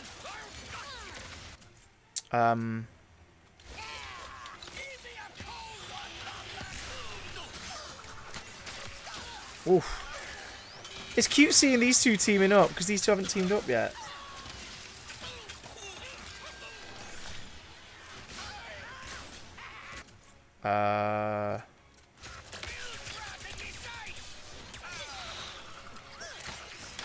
Oof. I was one of the pirates. Did we do it? Did we finish? Yes. Gosh. What did the rest of you have for tea? Because, like, Richard's made me hungry now, despite the fact that I had a very filling tea, like, 6.5 hours ago.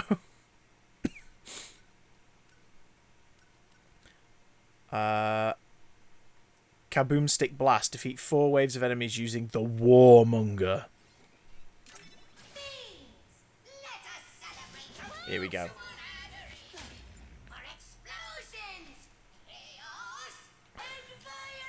I love that he's basically just been doing the voice of Invader Zim his entire career.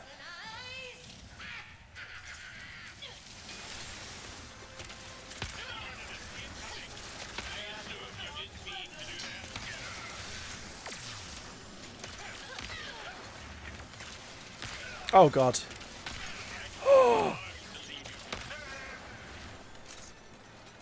I need more ammo.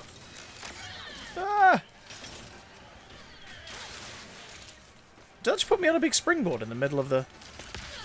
Oh, that's cool. Need more ammo, need more ammo, need more ammo. Guys, I need more ammo. Okay.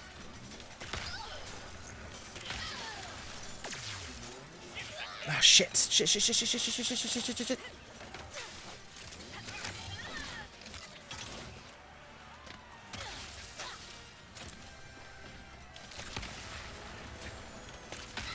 Oof. Yes, get in. Okay. Do they have conker hands? Pretty much. Sorry, I'm reading about food. Shamri had chili. Oh, my wife makes the most amazing chili. I've not had it in a while, and with me going to the theatre for rehearsals and everything a week today, Thursday, I should probably have her chili at least once before I go away. That sounds wrong. Pizza. What kind of pizza? Ooh, love a pizza. I bought pizza in today to have for tea night after tomorrow. I'm making a curry tomorrow night. Pasta for your tea. Love a bit of spag bol. Oh, love some spag bol. Hate when I go out and about, and Chris, I think you know, I wear hearing aids and just getting stared at, there's something wrong with me. I always find it weird when people, like, we were saying it before in regards to, I can't remember what it was now, but we were talking about how, like, when people kind of look at something in a way where they go like, what are you doing? Oh, that was it. We were talking about body positivity and how people sort of like, oh, them getting that big, oh, it's going to be a strain on them. And it's like, have they personally told you about having an issue with like their bones or their health? No, they haven't. Then why are you judging them randomly? Same with hearing aids. You're wearing a hearing aid because you want to be able to hear people. Like, to look at you funny. I mean, I understand if it's someone young because they're just like, oh, what's that? And they don't quite get it. Like, they're not experiencing it themselves, so it confuses them a little bit. Fair enough, I understand that. But when it's a full-grown adult, it's like, grow the fuck up. Margarita from the takeaway. Oh, yes. Nice greasy pizza. Get in. Need more rockets.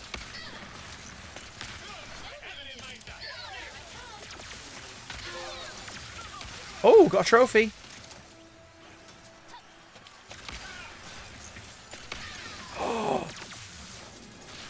We need more ammo.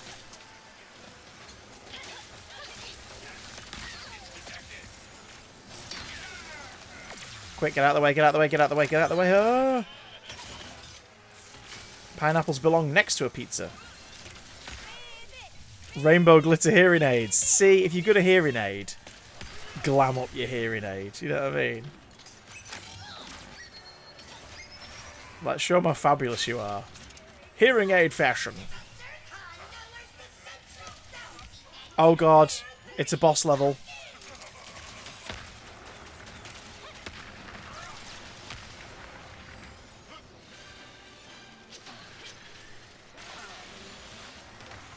Do we own the Warmonger?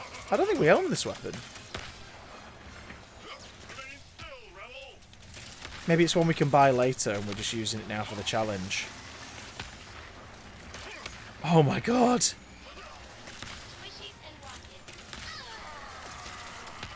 Oh god, there are extras, there are extra ones.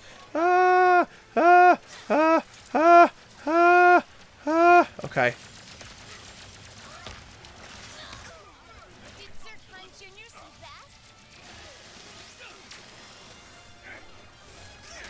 Oh god, sorry, I'm just concentrating really hard. I'm guessing defeating him's the objective, like, the side guys are just a distraction. It's just their side chick, it's a distraction.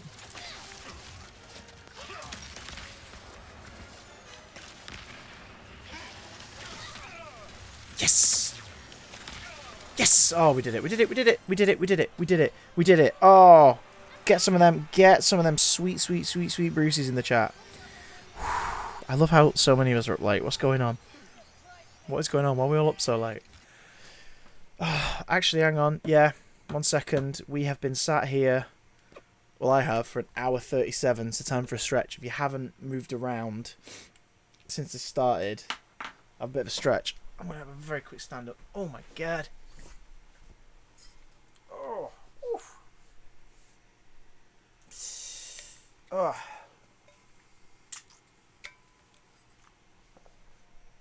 Oh my goodness. Make sure to stretch now, folks. Get some limbering, get some movement. Make sure your equipment's working.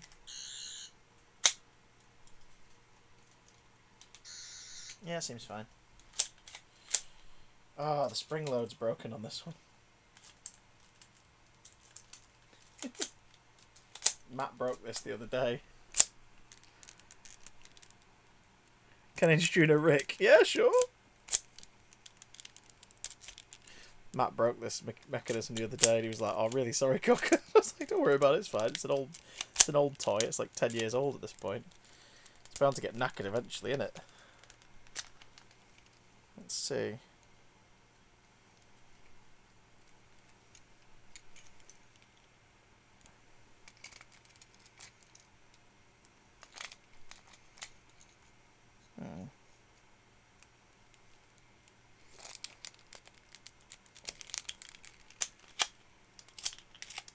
Wow, yeah, the spring's buggered. You think I'm moving from the warmth of my bed? Completely fair point. Oh my god! It's locked. It's buggered. Oh, just gonna put that down. Maybe I could fix it with this one. No, the battery's dying on this one. God damn it. Right. Whew. Glad I did that. So who else is watching this in bed right now? For those who watch this on YouTube like 2 months late, you should have watched it live. Oh. Can you still see and hear me? Can you guys still see and hear me? Please let me know in the chat. Unacceptable!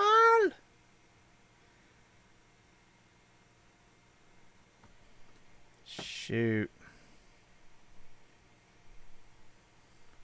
You can still you can still see and hear me. My internet just crashed on 2 devices. So if I disappear, it's because the internet's doing a Barney. As normal as I ever come. Yeah, if it cuts out, what we'll probably do is call it there. But I'll need you to let me know in the chat if it's cut out. What I might do then is I might switch to 4G for a bit on my phone so I can see the chat even if the stream cuts out.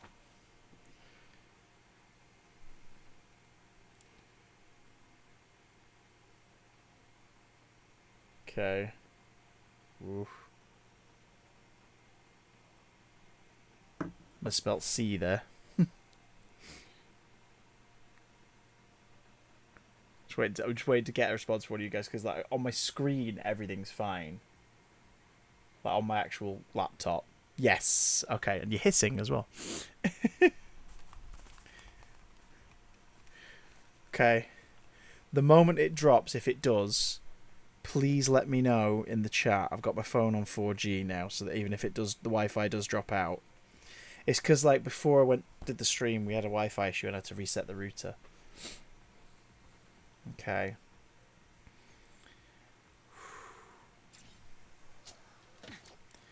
Right, let's get back into them challenges, shall we? Defeat 50 pests before succumbing to the poison gas. Oh shit, okay.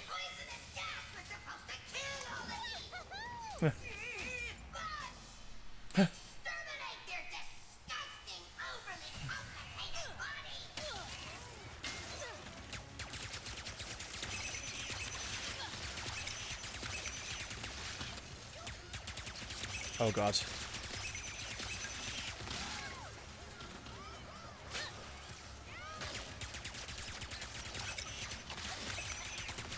we maybe turn it down a little and risk the aesthetic, not even for you. And risk the aesthetic. Not even for At least what I'm playing right now isn't story heavy, it's a challenge thing. Like, that means at the very least if this does drop out and I don't notice, what gets uploaded and rendered isn't too critical.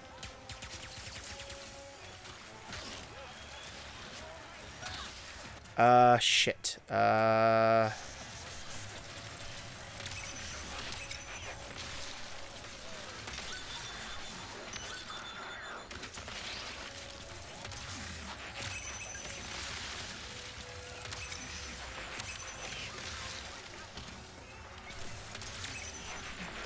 Oh, have you noticed there's no health power-ups dropping?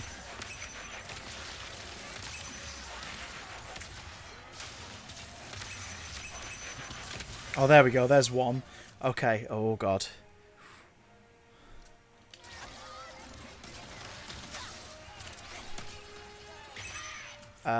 So y'all can still see and hear me. Feeling reckless enough to tell your opinion on certain shows. Okay, chuck out a CBBC show at me and I will tell you whether or not I think it was genuinely good or shite. Again, keeping in mind that I would never lie on screen. I would never say, like, if I said, like, oh, it's brilliant, just generic statement. But if I ever, like, went in detail, I'd never go, oh, I absolutely love thinking, unless it was in service of, like, a gag or a sketch that we were doing. But yeah, go on, let us know. Zircon unwinds with ASMR. Did you know that? Little Zircon's only trigger is the sound of frozen gelatinous being obliterated with hammer. So, freeze and smash!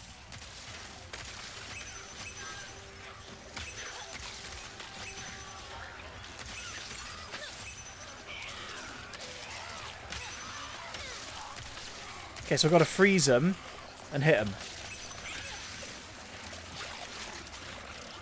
We're out of ammo.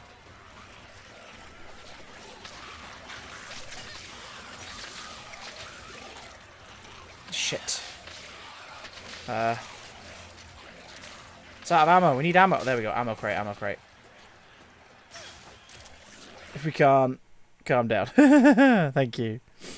Already said I like horrible issues in Surge and Adventure. Absolutely. Ooglies. As a fan of stop motion, I admired it. But I hated that it was played on repetition for so long. It was almost like we didn't have any other animated shows to show for a while. When I first started, especially, like, Ooglies was like the only animated show that we were showing in our time slots. And that always annoyed me. I was like, where's the animation?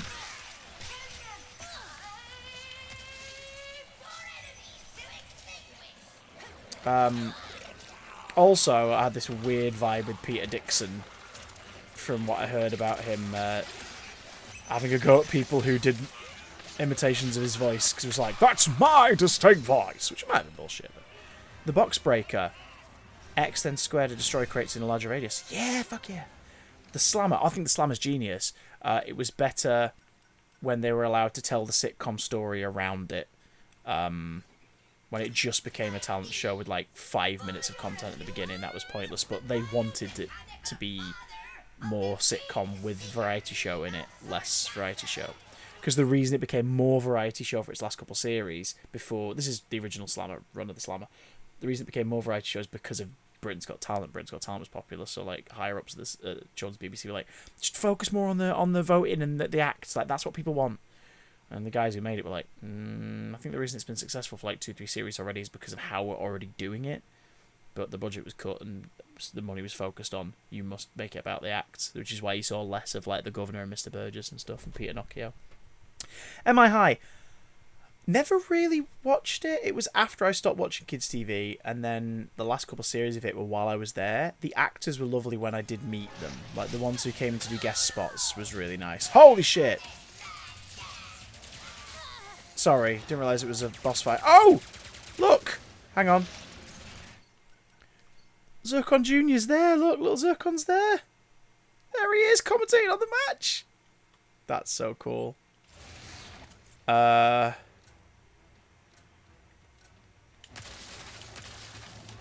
guessing we can't freeze it. Oh, we can! Brilliant.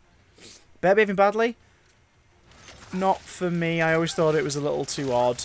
But I'm a little biased because I know a couple of the people who worked on it and they're lovely people, so hearing stories about it makes me happy. It's like Barney and Ross Mullen, who played Never the Bear. Ross is an absolute diamond. Was Bungalow on when you watched? Yes! Yeah, Bungalow was 2002, 2006, so I was 11 to 15 when it was on. I loved the Bungalow. Like, it was too young for... I was too old for it. Apparently, you know, by that point, I still watched it because it was just absolutely up my alley. I loved how chaotic it got. Trapped.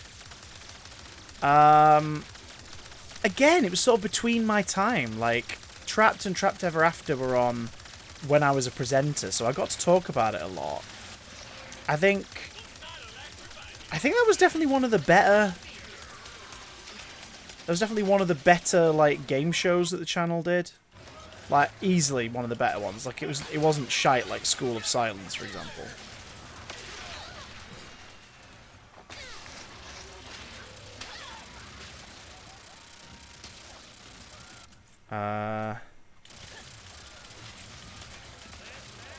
Go on, Mr. Fun Guy. Shit. What can I level up? I want to use weapons that will level up the more I use them.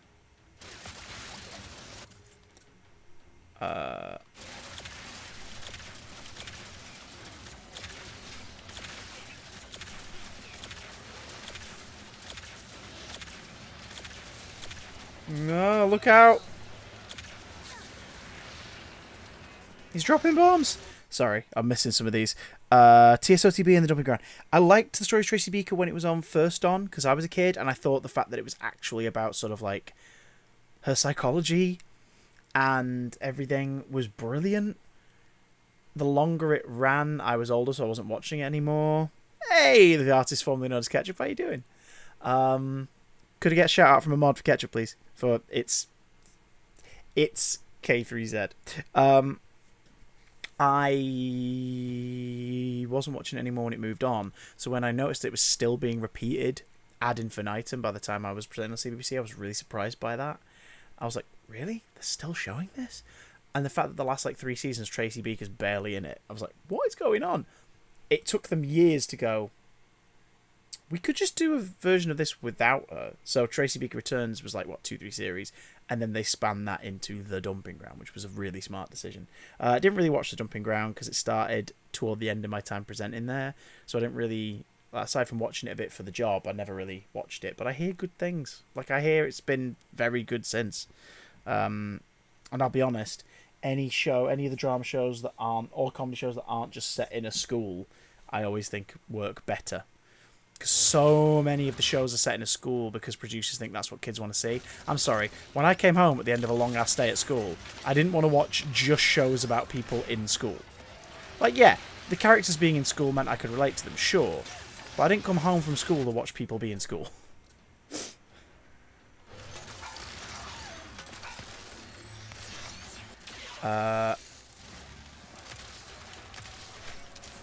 Okay, we froze it. Oh my god, this boss is really difficult. Ricochet, ricochet, ricochet.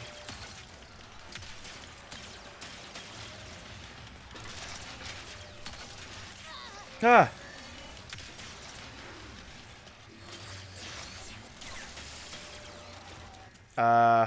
Turn it into plants. Oh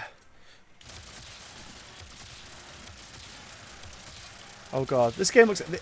Catch up, this game is amazing. Mortified on CBBC. It might have been? I don't know, in all honesty. It rings a bell. It might have been before or just after my time. Or it might have been one of those... A lot of the earlier Australian dramas during my tenure there were shown at weird times. They were never part of, like, the main programme lineup. Whereas, like, when I was a kid, things like Round the Twist were always on. Have you ever felt like this? And strange things happen. Is it PlayStation? It is a PlayStation exclusive title, my darling. It's a sequel. Well, it's a sequel to the whole Ratchet Clank franchise, but it sort of works as a... If you only played the 2016 remake, it works as a sequel to that. It just implies that they've been on lots of adventures since then.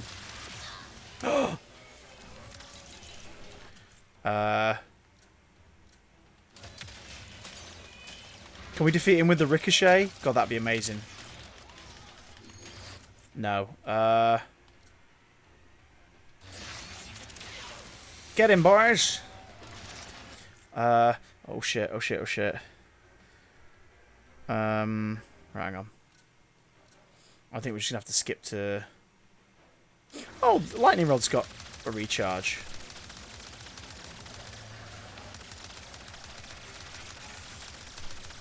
Oh my god. Okay. And just my normal blaster.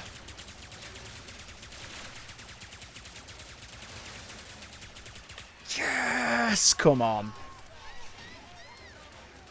Prank Patrol. Again, that was sort of in between me being a viewer and me working there. I'm not big on prank shows unless it's sort of positive pranking, which might sound like a bit of a cop-out or a bit wanky, but like... Oh, it's not available yet. You can surprise and shock people in a way that doesn't hurt them. You know what I mean? And I think Prank Patrol, for the most part, was positive pranking, so... I wouldn't have a thing against it, but I honestly had not watched enough of it to have an opinion. Isn't that weird, right?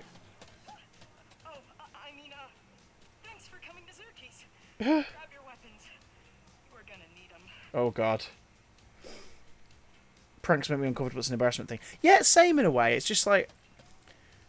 Life is annoying and shite enough, you know? Just because he was on the news. Ugh. Not for the dimensions falling apart or... The Emperor has always been a threat to Basil Brush Show. I humans. enjoyed that when I was growing up. It was We must get the ridiculous, but I enjoyed it. Dimensionator away from him before we have no home left to save. We could probably buy like all the weapons, the amount of stuff we earned in the tournament then. The Bombardier, guaranteed for an explosive good time. All of the other names on that hit list. It is not your fault that they were captured. Why are they talking over the presentation? Rain disaster on your enemies with merely a pull of your fire trigger.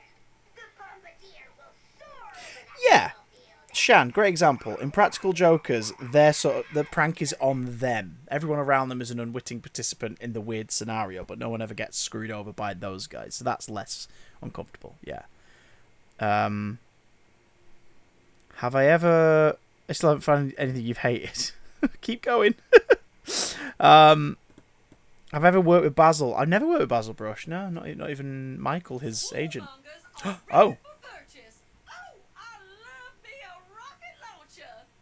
The Warmonger. That's the one we used in the tournament. Destructive capability is matched only by its simplicity.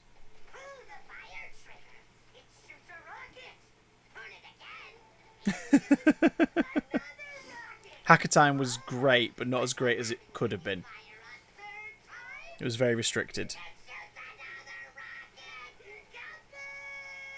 Kaboom! CBBC Live things. Most of my time there was live. What do you mean? Like the do you mean the like the events? I did CBBC Live in Leeds in 2013. Like, I was hosting the main stage, and I did CBBC Live in Newcastle Gateshead in 2014. I also interviewed Chris Chibnall about Doctor Who Hot right now. ahead of his version of it starting in 2018. CBBC Summer Social, I think it was called.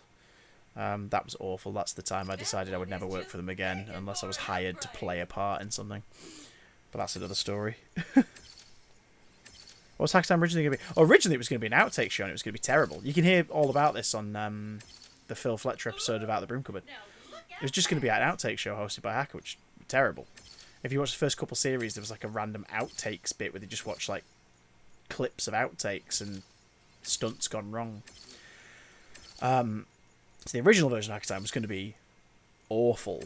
But it was just the fact that like the writers on it were brilliant comedy writers. like massively brilliant comedy writers, and the show was never given any budget. Those are the ones you meant. Yeah, I did a couple. Young Dracula, I loved Young Dracula. I loved the older version when I was younger. I had a massive crush on Ingrid when it first came out, and then I loved the reboot. I said earlier on that like one of my best mates is from. She did series 3 and 4 Young Dracula. She was a character called Erin. Her name's Sydney Ray White. She's brilliant. She and her husband Rob are like 2 of mine and Lucy's closest mates. And we met because I interviewed her about Young Dracula on a couple of occasions. We just really hit it off. Sometimes you work with a guest and you go, you are great. There's some guests to this day that I still talk to, and some of them I consider like best mates. And it's because I met them because I had to interview them for CBBC. Yeah, so I had a massive crush on Claire Thomas when I was younger, watching Young Dracula, who plays Ingrid. And then when they did the reboot, I did like the live screening event in Liverpool, like to launch the new series, and met all the cast there, and it was really lovely. And then a couple of them came down to do some stuff for the the series going out on TV when it first started, the reboot. And I met Claire and she's lovely, and I've met Claire and hung out with her a few times. She's absolutely wonderful. And I don't have like an inappropriate crush on Claire. But when she played Ingrid in the live links one day, this little part of my brain during the live links was like, oh my god. Same with Keith Lee Castle, who played Count Dracula, who Shan mentions fancied. Keith is wonderful. Like, Keith is absolutely wonderful. He didn't want to do the Q&A at the launch event because he's worried he was going to swear, because he just swears all the time and he didn't want to swear in front of the kids. So he did the first Q&A and he was just in the audience. At one point, one of the cast gave him a shout out and he like waved to people. And obviously, people watching the screen were like, "Oh my god, Count Dracula's here!" And then for the second screening in the afternoon, he came up to me, he's like, "Mate, I think I might come up for this one." And I was like, yes, you'll be fine. Which is hilarious because like Keith Lee Castle's voice is like this. He sort of talks like that. That's his voice. Which is so wonderful, because obviously, like, if you watch Young Dracula, you know that he doesn't sound like that, and that he's like, he talks like this and he's got this very, round RP voice, and it's just like, it's such a weird disconnect. He's a lovely fella. My wife Lucy, she fancied the pants off of him, probably still does. So when we did that screening, I got him to sign a card to her where he basically was like asking her out on a date. I brought it home and she was so embarrassed. And yet still has it. I feel kind of bad because I went to the Hull one and spotted Dick and Dom on top of City Hall, so I naturally shouted bogies at them and started a massive chain. I really hope they weren't trying to film anything. They probably were, but they probably really appreciated it all the same, because it was like, someone has been that affected and amused by their work that they had to shout out. They'd appreciated that.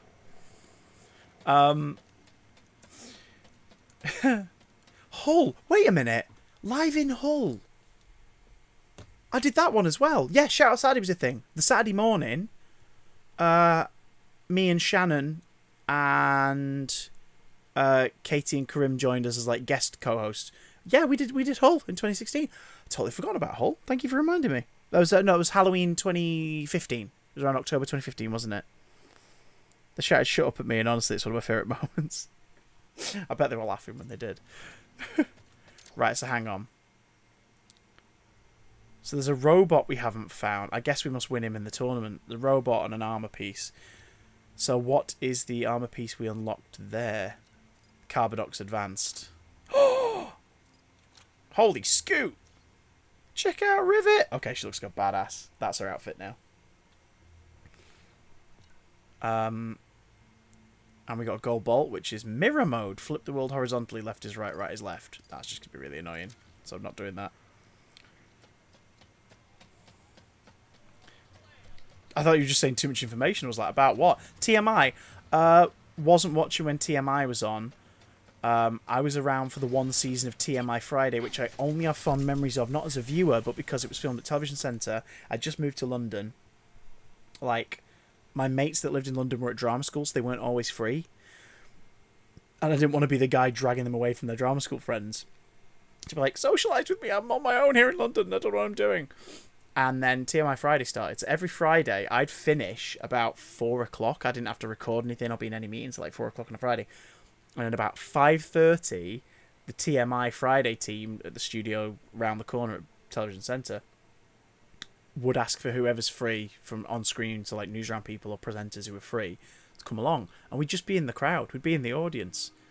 So if you watched TMI Friday, Sam and Mark hosting it, you probably spotted it was like quite often it was like Ore Aduba, Sonali Shah, Ian Sterling, me, and it's 2011 I think, TMI Friday actually. No, it was late 2010. London Hughes. So like we'd just be in the audience, we'd just be there in the crowd. And I got to meet some really, really cool people through that, because like it was such a small studio. There's a crowd of like kids of about 25 kids, and then some random presenters hanging out. And like I met some really cool people, like N-Dubs. It was toward the end of N-Dubs. They came in at one point. I was never really a big fan of N-Dubs, but it was hilarious because on that day, Talisa seemed completely checked out and not interested. A week later, she was announced as being like a new judge on X Factor. So like, that's why. Phaser was a dick to the kids, and Dappy was really good with the kids. I was like, didn't see it going this way. This is hilarious. I met Paloma Faith on that. Hung out with her for an evening. She was lovely. And it turned me into a fan, because I was vaguely familiar with her then. Now I'm just like, Paloma Faith's amazing. That was a weird, wonderful time. Met McFly on that, I think. Yeah. Oh, God, we did. That's insane. Blue Peter. Controversial. I don't care for it as a viewer. I contributed to it a couple of times. My badge is up there on the shelf. I contributed to it a couple of times, and that was fun. I nearly guest presented an episode because Barney Howard, like, fractured a bone during a rehearsal in the middle of the afternoon. So Katie Thiston was in the offices at presentation. They drafted her to the studio. They got me and said, "You're not in the studio. We need you." And they brought me over, and we were like 90% of the way through rehearsing the episode. The one time they rehearse it in the afternoon, 2 time. So my first rehearsal of the episode was the last one you get to do. And then Barney showed up because he'd been to the hospital for a scan, and he was like, "No, I'm gonna crack on. We've got me in a brace. We're gonna crack on." And he was like, "Thank you so much, mate." So I got the afternoon off because Katie was drafted in to present the afternoon. So I just got the afternoon off. I was like, fair enough. But I've never been like, as a kid I watched Blue Peter. Was it like Simon and Matt and Liz and Connie, and that was my era. I enjoyed it, and I think a lot of the having worked with a lot of the presenters or got to know some of the presenters, there's some absolute diamonds in there. You knew him as Andy. His name's Ao now. Andy Akinwolere, or Ao Akinwolere now, as he is now. He was wonderful. Helen Skelton, absolute diamond. Radzi Chinyanganya. Radzi is one of the nicest human beings on the planet. But I just, as a viewer, I was never fussed, personally. It feels like it's always chasing a current day audience instead of just sticking to its guns. You know what I mean? Raven, again, that was after I stopped watching as a kid, so I never really got into it. My only experience with it was working with Jamie, who played Raven. He came into CBBC early days for me as Raven for like a whole promotion day with Ian and Hacker. So I got to hang out with him and chat with him then, and then I met him at a BBC Scotland event in Glasgow. He did like a convention on the channel's 10th birthday at the studios in Glasgow, and really nice guy. So that's my experience of Raven. Just getting to know the guy who played Raven. Seemed really nice. Right, so Sagasso. Go back to Sagasso. Stop the Emperor's invasion. Letting the Emperor destroy my home. Rivet and Kit need to help the Morts fight off the Emperor's invasion. Oh. Or Ardolis pirate base. Just find Pierre, you guys. He'll help you warn Captain Quantum. Deadly Six. I would die for Stevie B. Honestly, Steve Backshall, glorious human being, wonderful, and as a result, I support every single one of the shows he made for CBBC. Dude really cares about education and wildlife, and it just shows. Splatterlot was CBBC. Yeah, I liked Splatterlot. I think when you've seen one episode, you've seen them all. Do you know what I mean? Splatterlot, Total Wipeout. I think when you've watched one, you've kind of seen everything that show could ever do.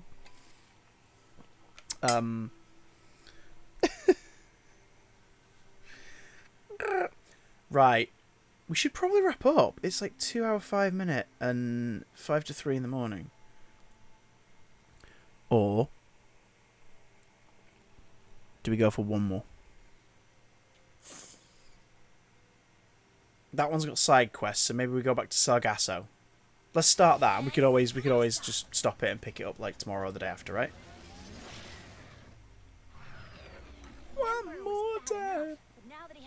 One more if you're old. Why are all of you up at this hour? So many of you are UK based. Why are you all up? Beat the Boss was in that break. Yeah, I'm not familiar enough with it. Oh, here we go. And Clank is an alternate dimension you. Were we meant to team up too? They do seem happy together. Yeah. Guess being on my own is just what I'm used to. Me too. So maybe this is just temporary. Nice to see you. To see you. Hey, welcome back, person type thing. Thank you for the sub and the support. I hope you're well. Furious.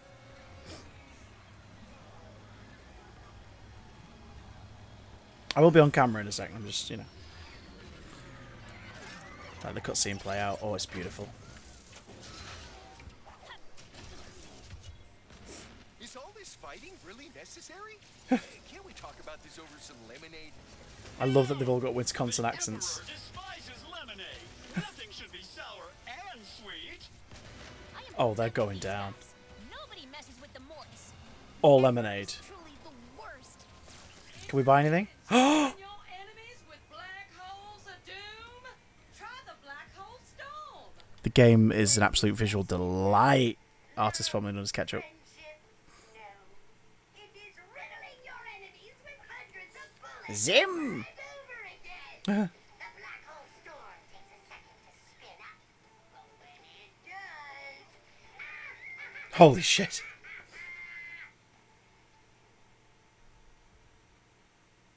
Okay. I bet we can't afford it yet. No, of course we can't. Because we geared up before we left the last planet. Let's double check the map. That's the ship. No obvious immediate collectibles. What was Stacey Dooley show called? Oh, for CBBC? God, I can't remember now. I think it was toward the end of my time.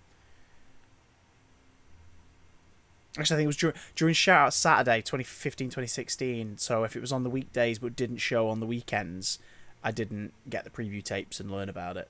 Like, the priority was the shows that showed on the weekends. Like Nowhere Boys, that was during Shout Out Saturday's era. So I never really had to talk about it. So I'm aware of it.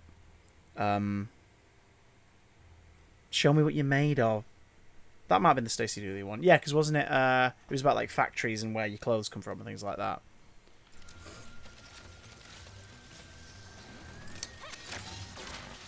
Hey, you done picking on the little guys? Right, what new weapon have we got? The Warmonger! Ooh. Just shooting rockets. More of the Emperor's forces are here for us. I blew its head off!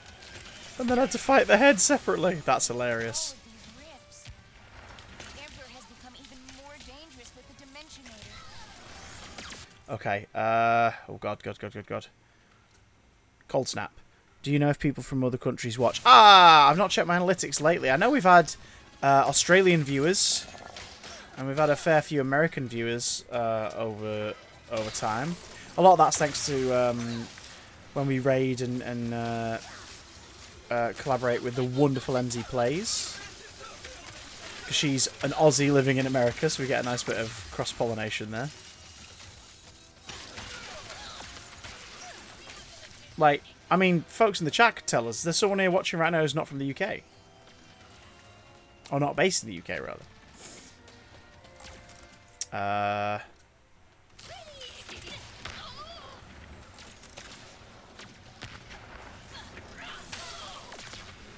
Did we get him? We did. All Oof. enemies neutralized. Your friends are safe. Aw, Rivet. You know what the rivet? Come save us again? Oh, I thought Hotel Trouble was shit. Switched up the secret I legit did. I thought it was really bad.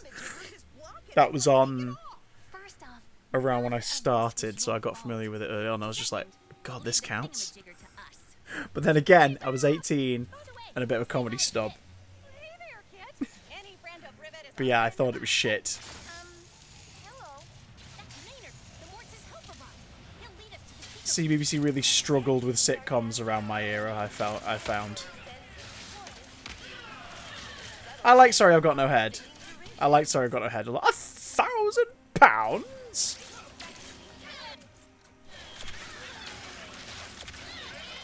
Emperor he should come say hi himself.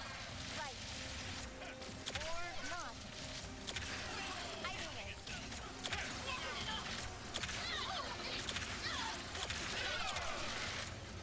Oh, the beauty of the controller, because the haptic feedback. When you see me just put the shield up, that's me very gently holding it down. Out all life on the And then when we like put the pressure all the way on, it fires it.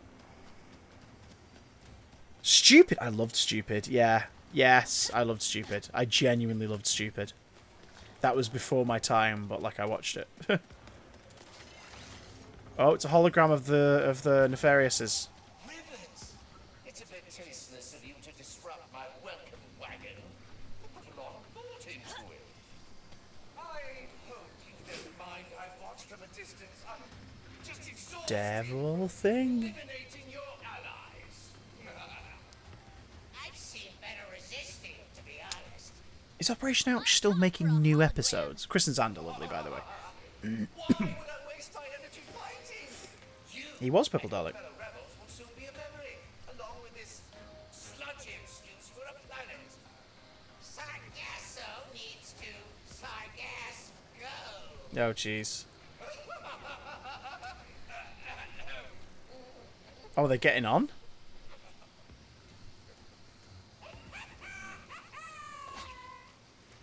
Yeah, keep laughing. Ugh. We'll see how you feel when we free the Seekerpede. Threatening me over holograms. Classy. Instilling fear from a distance is a common tool of oppressors. I have seen it many times in my studies. We should come here so I can instill my hammer into his face. Check out the hammer crank. Okay, these two make a great team, and we're at the point now where I'm like, if they didn't do Ratchet and Clank, but they did Rivet and Kit, I would absolutely still buy that game. Getting closer to the Seekerpede. Let's keep pushing forward. Oh, I see, Shan. I see.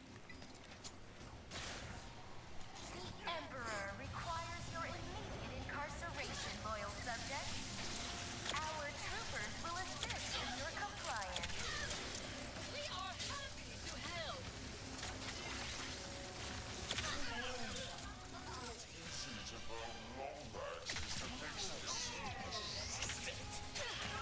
Screw you! Even more annoying, believe me. What do you hope to do? Release that ramshackle Seekerpede? Oh. Okay, we need to try a different weapon. How about the Warmonger? You wait, Lambert. And our big expansive plans in store for Sargasso. Oh, let's have a look at a few. It was officially Amazing Too Late. That was on while I was there. I quite liked it, but I mostly liked it because I got to, you know, work with Ben, who's lovely. Of the video game spin-off of Sorry Got No Head. Oh, what was that called? That was only on briefly in like 2010. It didn't do very well, if I remember correctly. Wonderful World of Weird. That was way before my time.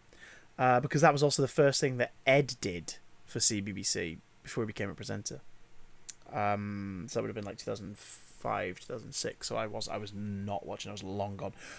4 O'Clock Club, the first couple series one where I presented there, I thought that was a great idea, especially that first series. I know some of the more beloved characters showed up later, but like I think 4 O'Clock Club at its inception was a fantastic idea. I didn't watch enough of it later to have an opinion, unfortunately, on how it went. I honestly don't know. The Emperor is sending more troopers through those rifts.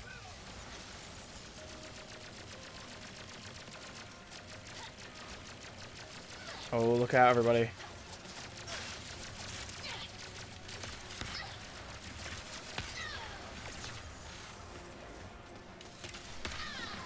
Oh, God.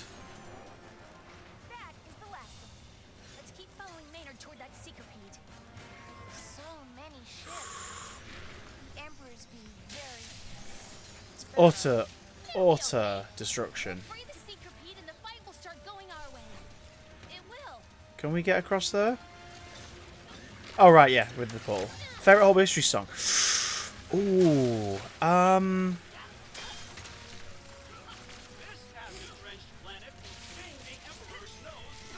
oh, I mean, there's a reason Charles II is a classic. It's just because it's nailed so early on. Richie Webb nailed the songwriting of that show perfect. I mean, he always did great stuff. Getting to sing his songs for All Over the Place was an actual fucking honour. And the fact that he discovered very early on that I'm a trained singer meant that he would always give me way more experimental stuff, and I always loved that. I loved that he was like, "Oh, it's you." There's several All Over the Place songs, and I did 4 series of well, I showed up in series 2, but I did 4 series. I did Europe Part 1 and 2 and Asia Part 1 and 2, and I had like 3 or 4 songs each series. I'm on about 7 of the songs doing backup vocals and harmonies because he would just, when he got the song session, he'd be like, "Oh, while you're here," and he'd just teach me a harmony and get me to record it because he just wanted more varied voices. And it was like me and Naomi Wilkinson were the only people who were like singers out of all the cast. Not CBBC, but what do you think? What did you think of Class? I fucking hate Class so much, but if you enjoyed it, I'm glad you did. Pixel Face, that was the name of it. Only kid who didn't like Horrible Histories. No! I could never pick between Dick Turpin and William Wallace. Yeah. Speaking of Horrible Histories, I collect the old Horrible Histories books. We've got the complete original ones. Box set with them all. Because my wife was a huge fan growing up. I only had a couple of the Horrible Histories books growing up. If we're talking about like book series that we all collected and stuff, for me it was the magazine with the Pokemon novelizations. And my cousins collected the Goosebumps ones, so we'd just swap them back and forth all the time. Just so you know, this is really difficult to do. Oh, that was horrendous.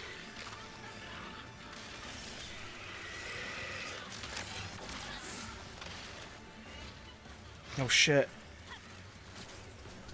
Oh god, look.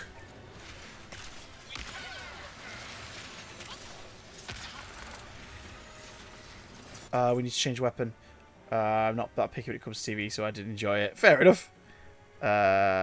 Grizzly Tales, that was CITV. I loved Grizzly Tales. As a fan of stop motion, I mostly loved it for the opening sequences. Grizzly Tales for gruesome kids. Stories for lovers of squibs. Loved the stop motion animation opening. And I loved how genuinely dark some of the stories were. They were horrendously dark. There's one about a girl whose brother Jack goes missing that was really creepy. Yeah, as a kid, honestly, I was more CITV guy as a kid. Like, I watched both. There was never like teams, but I tended to watch more CITV shows. And I think that's because CITV had more of a mix of UK made stuff and acquisitions. Like, it got a lot more like American animated series and whatnot. And animation was my thing, so. You're also scared of Scooby-Doo, depending on which Scooby-Doo, I completely understand. Holy shit, like, Mystery Incorporated.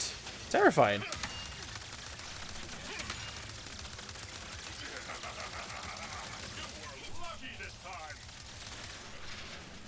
Okay, we don't have a health nearby. I need a health really badly.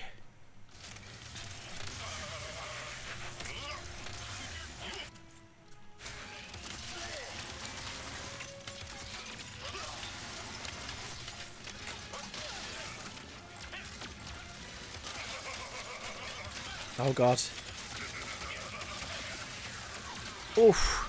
Sorry, I'm just concentrating really hard. Sorry, go on. Winging It. Started when I was there, so I'm not as familiar with it as a viewer. The Canadian sitcoms are fine. It was Jungle Run on one I used to watch. On CITV, absolutely, I loved Jungle Run. Because it was a game show with like a really specific premise that was just really interesting.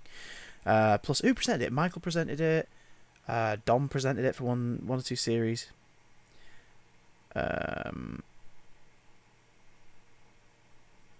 We don't talk about Scrappy Doo. Let me at him. Most animated things outside of CBBC scared me. Yeah, again, depends on the show, but I feel you. We need a health. We need a health. We need a health. No, shit, we died. Kids do crystal mate. Yeah, essentially. But with scary monkey outfits. Both versions of the monkey like mascots were frightening.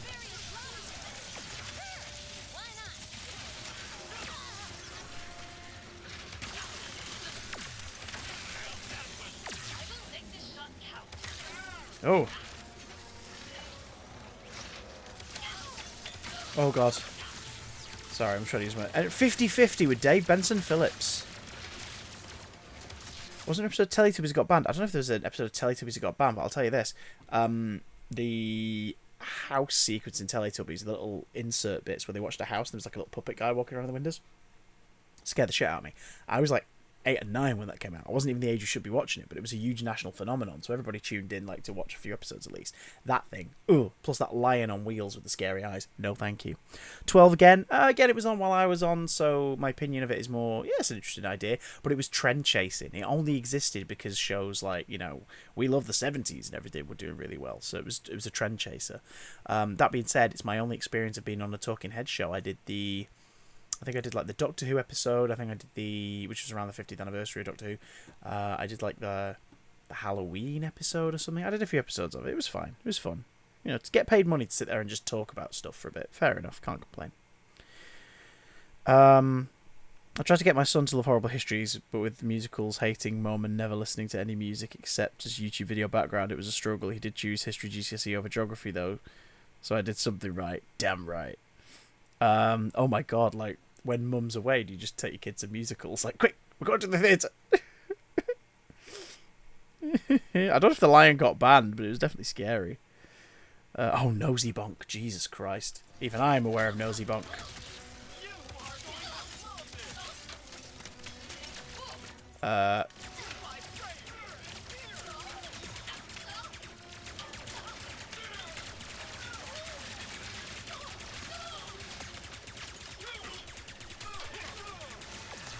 Okay, boss guy's here, so...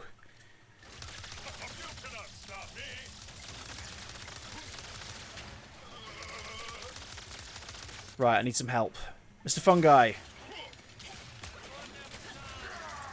Heads. Which one was heads? Was that the one where everyone wore big cardboard heads?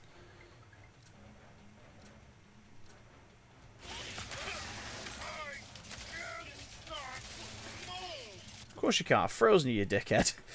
Or was there anything you ever thought this should be on CBBS?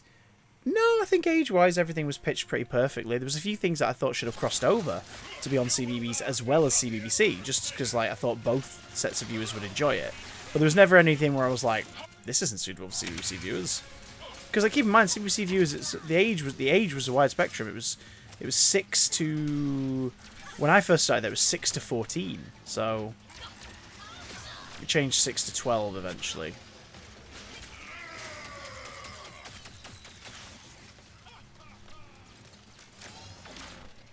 Oof, gotta be careful here.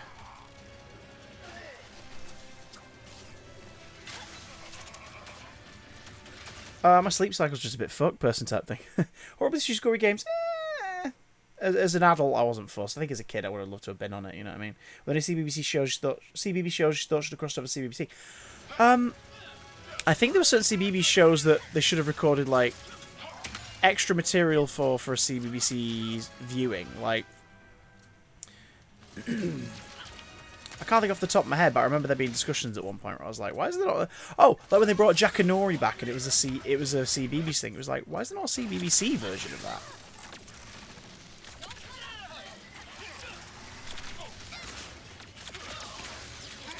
And then there was like animated series and stuff like, you know, Dennis the Menace and Gnasher. I was so proud of that.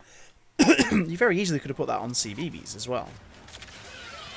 And I'm not just saying that because I would have got residuals, because I wouldn't have got residuals.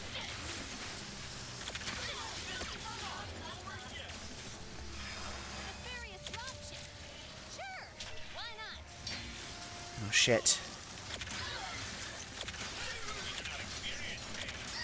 Yeah, I think there's definitely a bit more crossover nowadays. My friend Warwick, who plays Dodge the Dog, Dodge has been on CBBS for the last like 3 years now, and it's a perfect fit. Because Dodge was always a terrible idea for CBBC, because it was just, you know, Hacker's going away for a bit. Like, Phil was literally going away to film Scoop. So they just went... The exec producer at the time was a very uncreative man. We're just like, we'll just have another dog. And it was like, what a boring waste of a new idea. Luckily, Warwick ended up playing Dodge. Warwick is an incredibly talented performer. But it meant that Dodge always just sort of felt like, oh, there was a hacker with a different voice. I met people over the years who were like, oh, I just thought they were the same dog.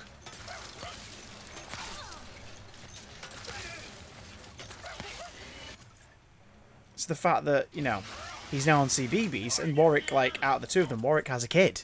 So he knows a lot more about, you know...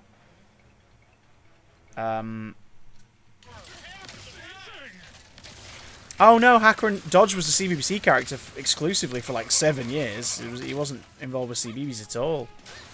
It was never testing the waters. I would sit and wait early in the morning for Arthur. That was how I knew the morning started. When I used to get ready for school, it was Arthur. When I was a kid, early high school, I'd stick CBBC on. It was the BBC Two slot in the morning, and it was early. It was like an episode of Chucklevision. Then it was Arthur. And then it'd be Ubos, the Ultimate Book of Spells, which was shit.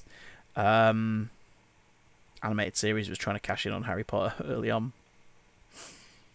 I remember back when I used to watch CBBS, I didn't watch CBBC at all. So when you were a very small kid, I imagine.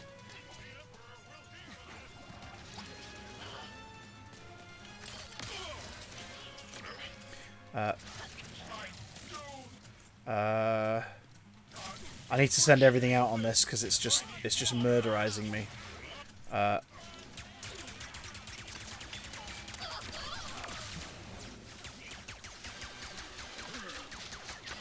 Mr. Fungi leveled up. Oh, he's called Mr. Fungal now. Oh, he's at top level. He's called Mr. Fungal. When doing mornings did you get to watch that? This is CBBC Loop in a studio.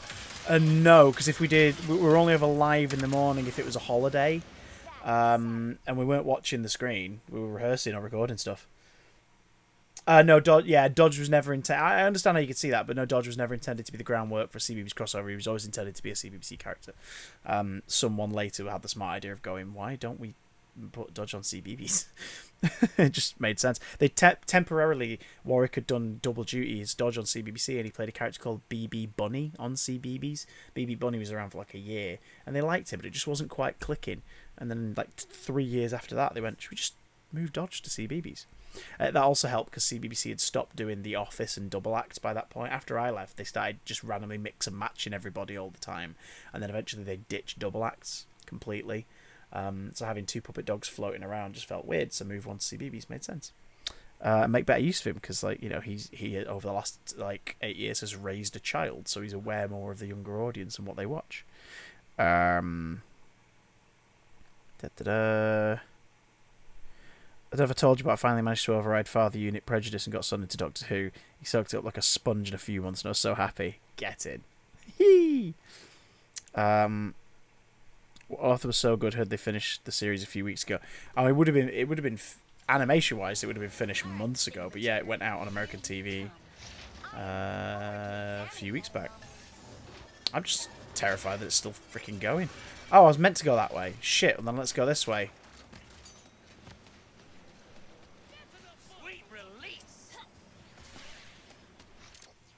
Is there anything to explore? Is there anything we can collect? No, so going this way would just be for my own curiosity, which gives us no benefit. Let's go!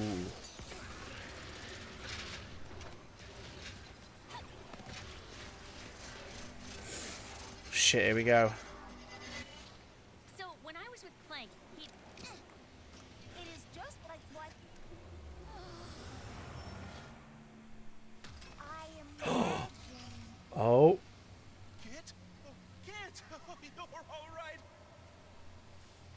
Daredevil. Oh, the CBBC show, the Daredevil. Dan Antopolsky, who played Daredevil, was a lot of fun.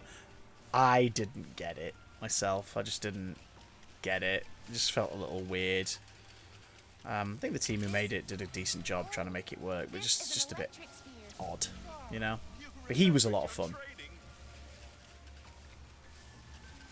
And there was a really great... I think it was at CBBC Live Newcastle Gateshead. They did like a crossover on the stage during Big Friday Wind Up on stage. where the Daredevil was like, all the shows and guests that were there crossed over, and the Daredevil was like the guy who kind of was the reason for it. And it was really cool just seeing that red door on the stage just appear. It was great. Good night, the artist formerly known as Ketchup Sweet Dreams. Folks, if you aren't already... I've just realised there's no mods in right now. If you aren't already, please give my boy a follow. They're bloody lovely. See you soon. Anyway, care to help? Absolutely. Does that Spinnergizer look powered down to you? Maybe it could use a boost. That's intriguing. The Spinnergizer converted the dimensional energy into action. So that's a lift sphere. Hang on.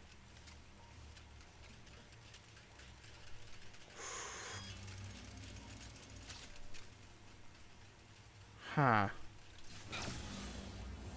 That doesn't help anybody.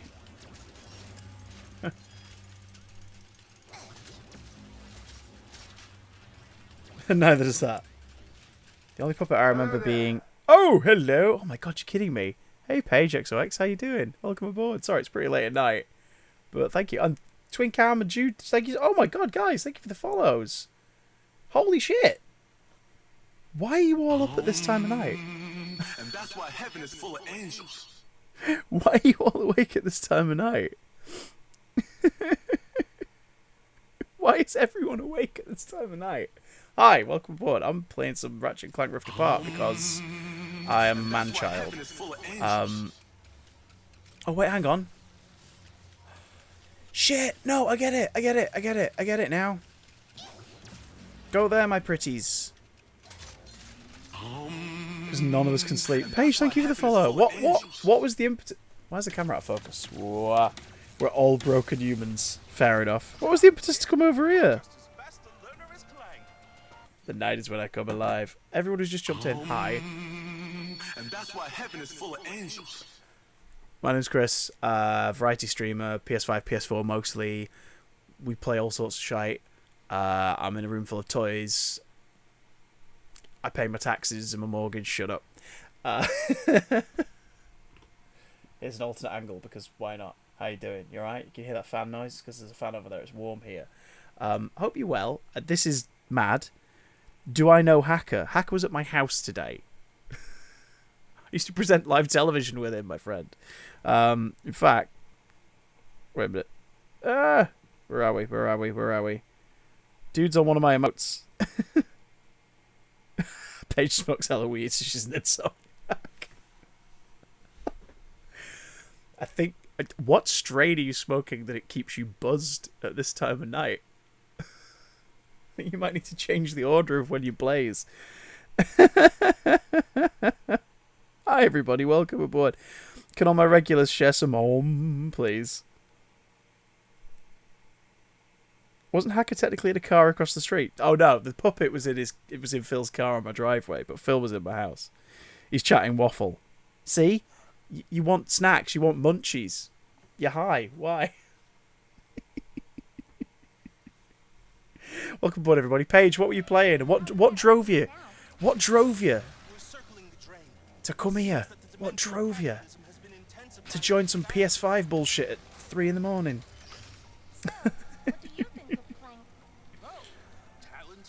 Oh, yeah? Oh, we were just, funnily enough, we were just talking about CBBC stuff, because we were trying to figure out what shows I thought were actually good and what shows I thought were shite. If there are people watching who are like, what are you talking about in the first place? TV channel for children. That's it. So I mentioned you from CBBC. I don't know if I'm too old to remember you, though. Right, okay, here we go, Paige. Here we go, here we go. Let's find out the litmus test. You should never... Paige.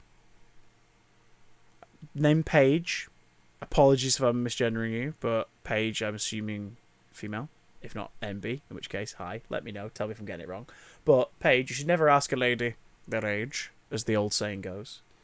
How old are you, Paige? How old are you? You don't have to tell me. But if you do, we'll be able to figure it out together. You identify as female. Okay. So, boom. Is CBBC a UK thing? It's a kids channel in the UK. You are 22. So, 22 in the year 2022. So in the year 2010, young Dracula did bang. And as we found out earlier, some of our chat wanted to bang Count Dracula. So Paige, you are 22 now. That means you were 10 when I first started on the CBBC. If you remember Ed Petrie presenting with a bloke at the weekends, two guys doing weird sketch stuff. I said sketch stuff, right? Not sketchy stuff. That was me. If you watched Chris and Dodge, Chris and London, or Chris and Hacker at any point in the years afterwards, you definitely saw me at some point. If you watched Dennis the Menace and Nasher, not the version where he didn't do any pranks called Dennis and Nasher, but the one where it was a little bit different, I voiced Dennis. I worked on a bunch of shows, travel shows like All Over the Place, things like that. So chances you probably saw something I was in at some point, whether you were too cool for it at that point or whatever.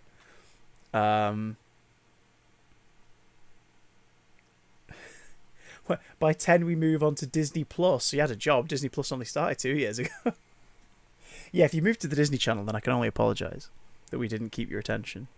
Don't look at my IMDb. I don't know if I've got one. So you search just like CBBC Chris Johnson on Google and there'll be some or other.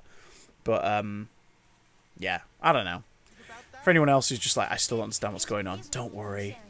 I don't understand either. Can I get over there? No, I can't get over there, so I need to get a wibbly wibbly bibbly bibbly. Oh my god! Blues Forever. Thank you very much. How you doing? Can I go over there? No, I'm dead. Chris is Snowy. Holy shit! That's the YouTube channel still exists. It's called Official CDJ. It still exists. Do you remember the dogs? Me or Mickey? Okay, now, can we retrieve that? Oh no, but we can retrieve this one, and then I can use it there. No, get over here, you prick. Right, and then I can use that to travel over here and get this one. Is that a TikTok clip reference? Old ancient grizzled TikTok users born in the late 90s. Oh, don't. I was born in the early 90s. That scared me. Where'd you get the name Chris is Snowy from? It was because of my white hair. The white hair I've got. It was an early thing. You remember the Ian guy, sort of? Yeah, Ian. We were talking about Ian before. Ian streams on here as well. If you search Ian Sterling, he streams on here. Mostly FIFA. And people mostly watch and go, are you the voice of Love Island? Because he is. Then he goes, yeah, mate. And then carries on streaming. Remember seeing the video where you had to explain about removing some videos because of your job? Oh my god! Not Mr. Raymu, you are going way back. Wait, so hang on, you were already following my YouTube stuff. Did you watch my YouTube stuff because of CBBC and then you went and found me on YouTube? Or were you already watching it? Because if so, that is impressive and insane.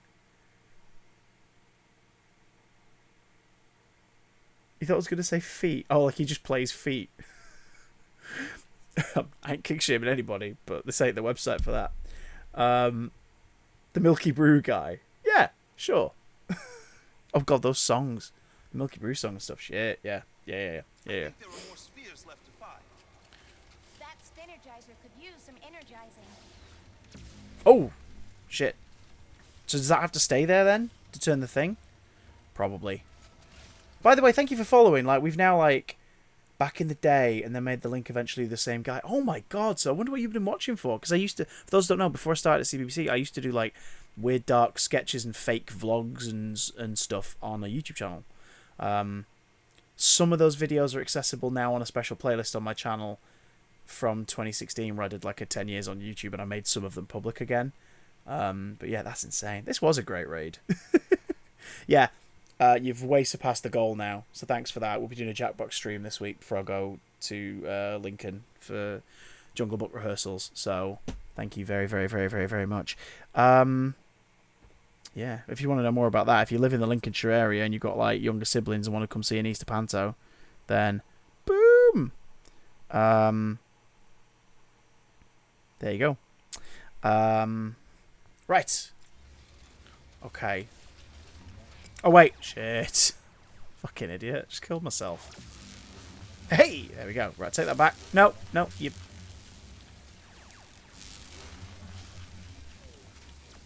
Right, there we go. Whoa, summon that shit. Wait, hang on. Oh, no, hang on. No. My children, they are dying. Right, what's going to turn this thing on the floor?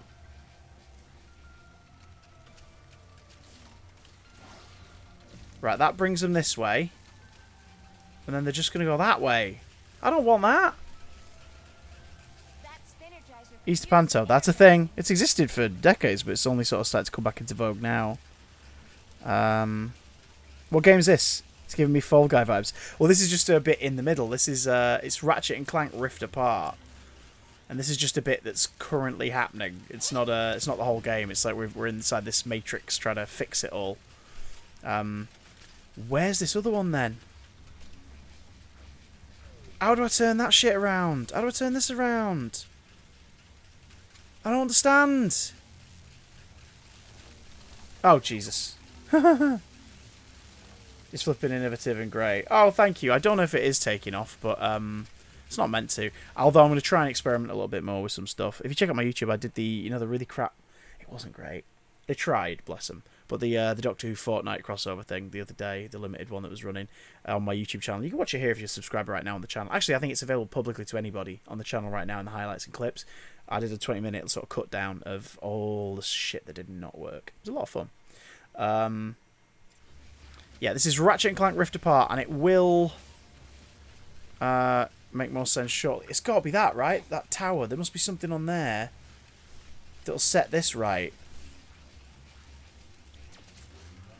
Wait, no, hang on. I got it. I've got it. I've got it. I've got it. I need to stand on this.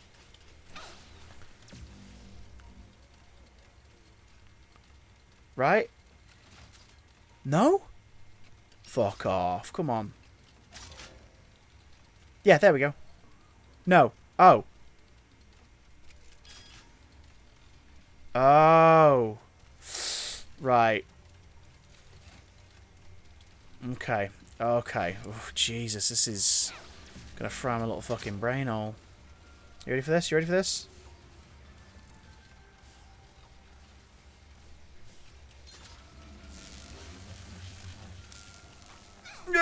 Ah, fuck.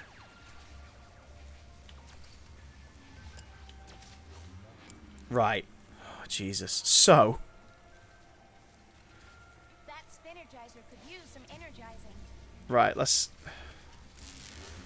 see. So if I do this, it'll lower that. We're ready, folks. See if we can actually get this to work, because otherwise I'm going to shit my pants. Right, okay, here we go. Oh, God, it's not that then.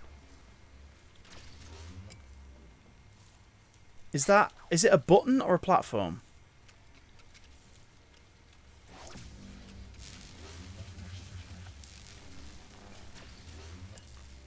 Right, oh, so I need one either side to travel over there. So I need both of them. I need both of them.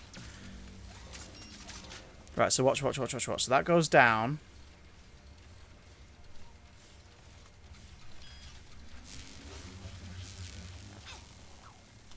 Oh, how do I do it then? Shan, you get some gosh damn sleep, my love. You've been up far too late watching this crap. Can we say goodnight to Shan, everybody? Shan's going to do that sleepy bye-byes thing. Right, what does this do? Lets me travel that way. Oh, God. Good night, Shan. Shan, good night. Shan, my love, good night. Okay. Right. Right, so that lowers that, right? We're getting this? And if I put that there... Does it keep it in place? Christ, I hope so, because I'm going to shit myself. Jude's from Texas! God, all of the kids' TV chat must have been like, what the hell are you guys talking about? Does anyone have any idea what we need to do here? Because I'm so fucking confused. That Spinergizer could use some energizing. Oh, ah! I'm dead. Well, sir, I'm dead.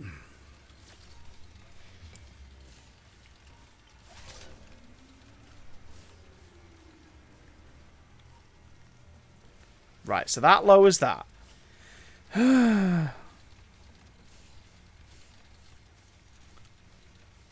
Fucking hell. Sonic it. I don't know if that's going to work.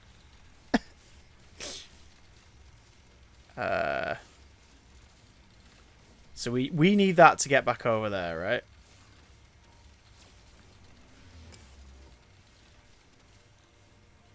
Okay.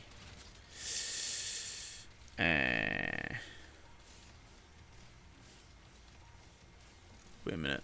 Alright, so that's that. That's activated by that. How do we get over there?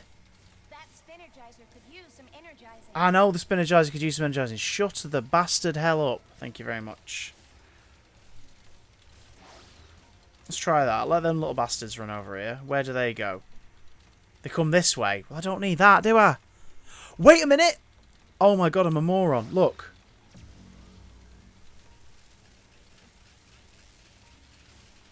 I'm an actual idiot. Right. Please ignore me for being a fucking moron. Okay, so you ready? You ready? Got that. Got that. They're all going to run this way if I put that there. So they're going to run this way. Next step was on when I was there, but that was sort of toward the end.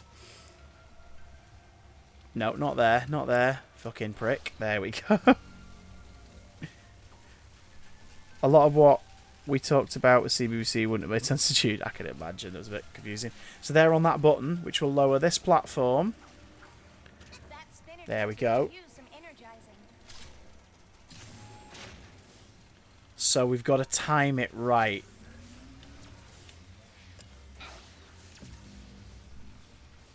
There we go. There we go.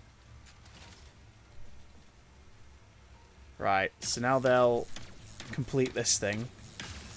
And we can get back to the ridiculously intense combat.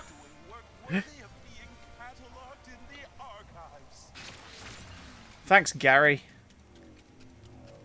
Please take us back into combat. Oh no, it's one more puzzle. Okay, one more puzzle, and then shooty shooty pew pew pew. Clank is with Ratchet. Does that mean you're here with Rivet? As we have been destined to be. Is that what you think is happening? I do not know. Oh. Ratchet, we worked well together, but I was always worried about disappointing him, and I still am with Rivet. Oh, shit. But it also feels like we all... Well, destiny or not, I hope Rivet realizes how lucky she is to have you. Let's collect all the orbs first, shall we? Let's collect all the orbs. By the way, if you support the channel with a Prime subscription or a normal subscription, folks, you get access to the Discord server and more. So, just a heads up for those who just joined. Gotta say all that commercial stuff, because if I don't... Kit, you know that you've done better than I would have if I had been in your shoes, right? What? You went out into the unknown. Without Into the unknown. the last thing you ever wanted to do. And you're No, succeeding. no, take me back. Oh, Jesus. Barney did, I can't remember the context. Trying to fill in for your father. Again, talking to Barney this morning. And I navigate all of this. You are doing that. And succeeding. In that case, go us. Can we talk about how these characters are all just supporting each other and being absolute supportive kings and queens and Some energizing. envy heroes? Can I do another bear impression? Yes. This should elevate things.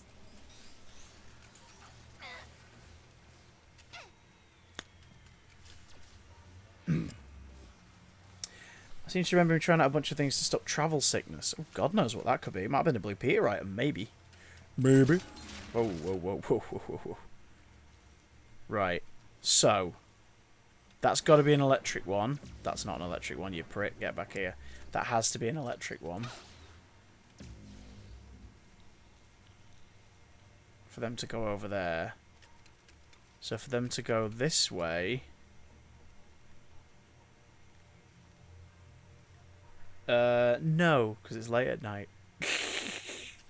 Never the bear must only be broken out in the morning tides. So what's that one? That's a heavy one. That Spinergizer could use some energizing.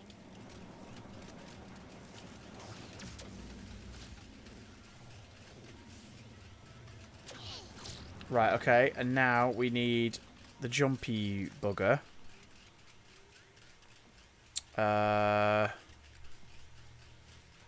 Do we? I don't know if we do. Oh wait, yeah, I guess.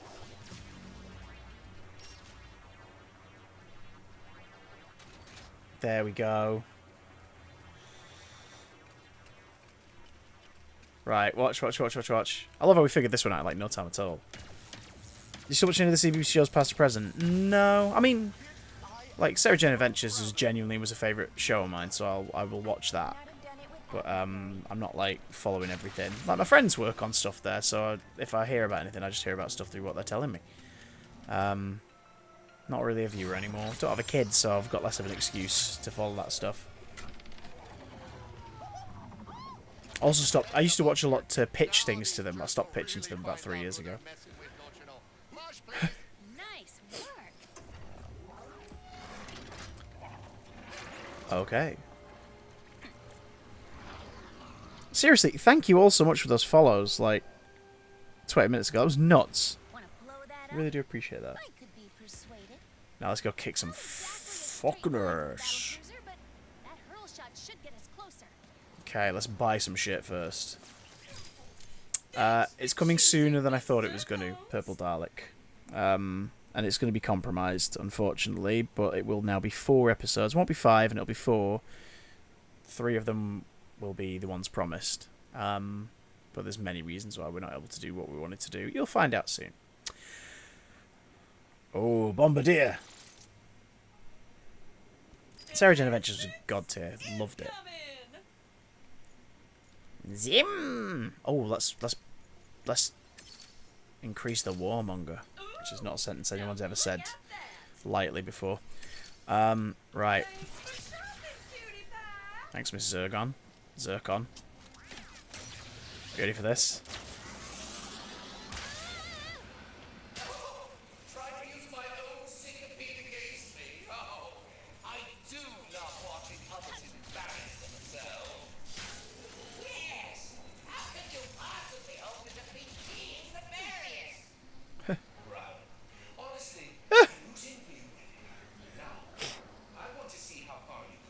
Okay. Now, I want to see how far you can go. I'm about to find out. Jennifer Hale as Rivet doing a fucking amazing job. She's voice acting royalty. I'm coming for you. Sorry to crash the party. Okay, look at these bombs. Dun dun dun dun. I'm sure you would, bitch.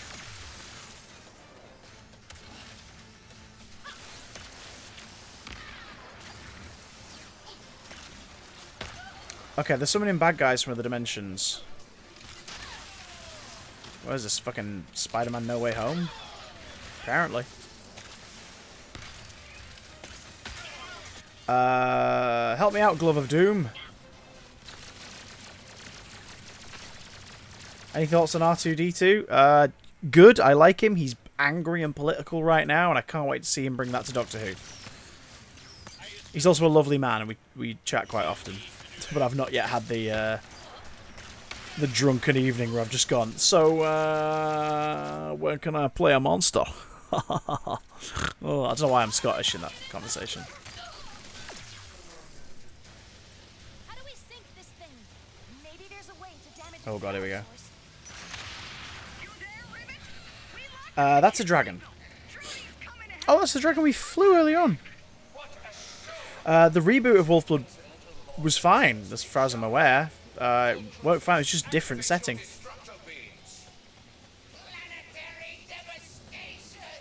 I'm also biased because a mate worked on it. My friend Leona worked on it.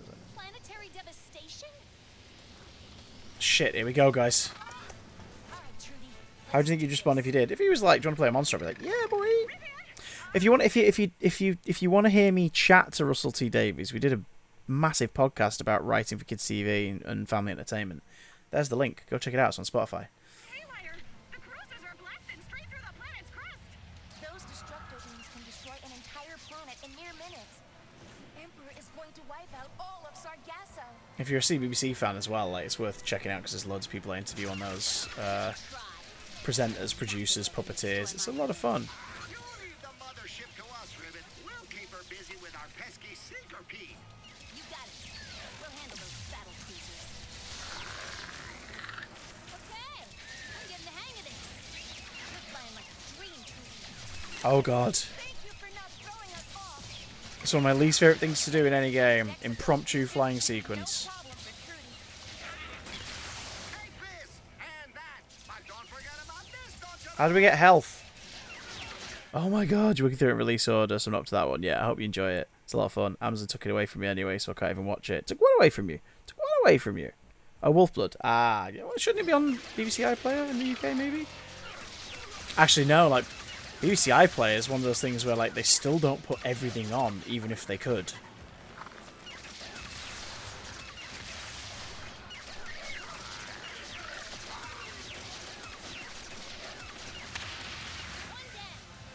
Oh, right, that's how I meant to do it. A cruiser has been destroyed. I'm devastated. Oh, God. Whatever will I do? I know. Shields up, my darling battle cruisers. Shields? Ah, just couldn't be easy. Those shields are impenetrable to any weapon we have. I do not know What are we going to do then? past them. How epic does this look, by the way? Have you noticed the complete lack of load times and everything? At our gelatonium stash that should help you take down those shields. Trudy can pick them up and toss them at the cruisers. There are the bombs Mort mentioned. Let's grab one. These here. Brilliant. Let's see how their shields hold up against one of these. Oh, it's the opening of The Last Jedi. Oh. Oh, you literally throw it. I thought maybe you'd drop it. What a prick I am. What an actual prick I am. Let's try again, shall we? 2D screeches with enthusiasm. Go on, Trudy.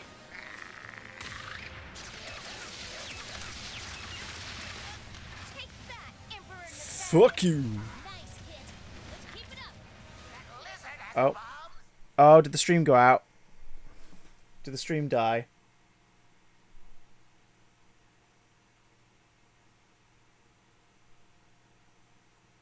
Did the stream die? I had a weird little blinky thing. I'm good. Y'all can still see and hear me.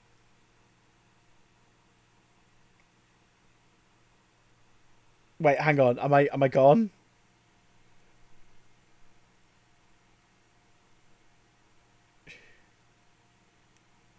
I'm getting a lot of very mixed messages here.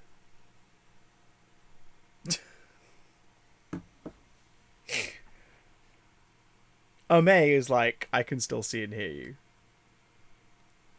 That Mr. Ramu's having a moment.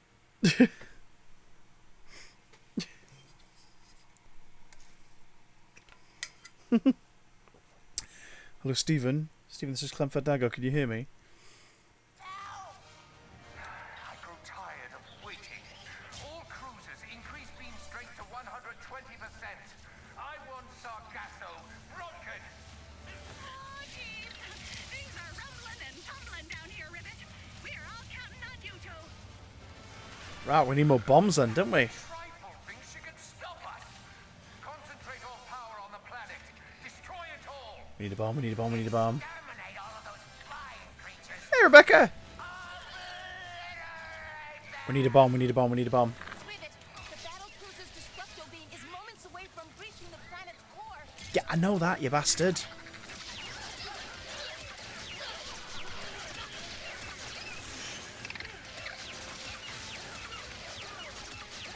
There we go. Whew.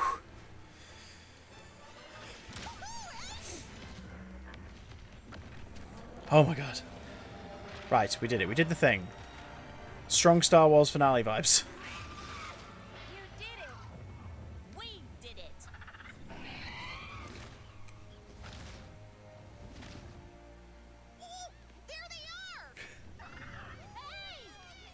Victory wave.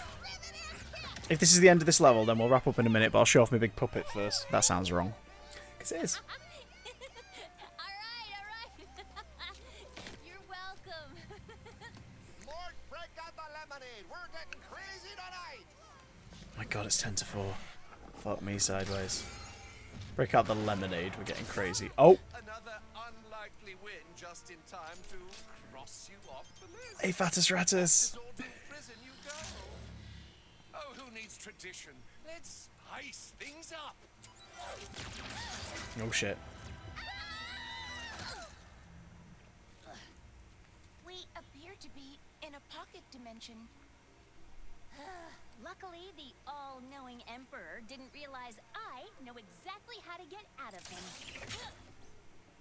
No, too far. Come on, Rips, work with me here. Oh, the stream was 18 plus. A lot of history. Yeah, you could say that. I've fought a long time to win our galaxy back. Lost friends, my arm. The Emperor did that? Oh, not exactly. It happened during a mission. That's gonna pay the bills. I found a secret entrance into the Emperor's tower. So I tried to sneak in, alone. The door was right there. I didn't notice one of Nefarious' warbots was nearby. I thought I could run. I wasn't fast enough. Then it just stopped. I got away before it could finish the job. You're fond of me lobster, ain't you? But I built myself this cool new arm, so it's not all bad. Rivet. That's fine. I do like Terry Pratchett. An exit. Check this out. And he was good people. Very good people. Let's get to Zerkis. Hey! Maybe Ratchet and Clank. Turn to sender. Did I have fun with Phil? That sounds wrong. I did, yes. They're getting high on lemonade. I can appreciate that. My socks are coming off tonight. Oh, he's at the feet on stream. Thanks for choosing Miss Zircons. I am sleeping in tomorrow. Okay, this is fucking great. I think that's a perfect place to leave the game for tonight. Let's check on the trophy progress, and then we'll raid a lovely person. See how we did. Trophios? Trophios? Trophios? Terry Pratchett's amazing, by the way. You should absolutely read Terry Pratchett. Oh, is the Wi-Fi connection down? So we can't even check on the trophies. That's some bullshit. Ah, well. Really that 18 plus badge tonight. Let's get thingy up. Loves to read, especially audiobooks. Has no clue at deciding anything, so basically librarian in chief. I definitely recommend Pratchett. Easier gateway might be the teen novels. The Amazing Maurice and His Educated Rodents is a fucking great one. Is really good.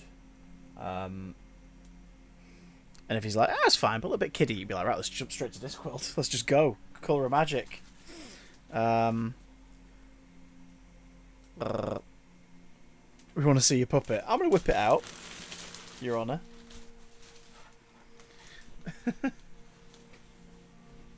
So if you come into that Jungle Book show at Easter, you'll see this in it. Hello. I just knocked Jed Frowns off the table. And I'm all wrinkly. Obviously, when these being performed on the stage, the person performing them will be wearing all black, so you won't see them, you see. And they won't talk like this, because I don't think I'm playing it. Bork? Bork? It is made by Phil, yes. Commissioned specifically for the Jungle Book at the New Theatre Royal this April.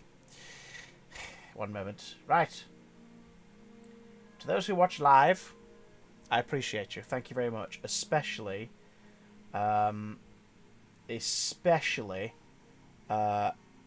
Paige for the raid and whoever suggested and what have you.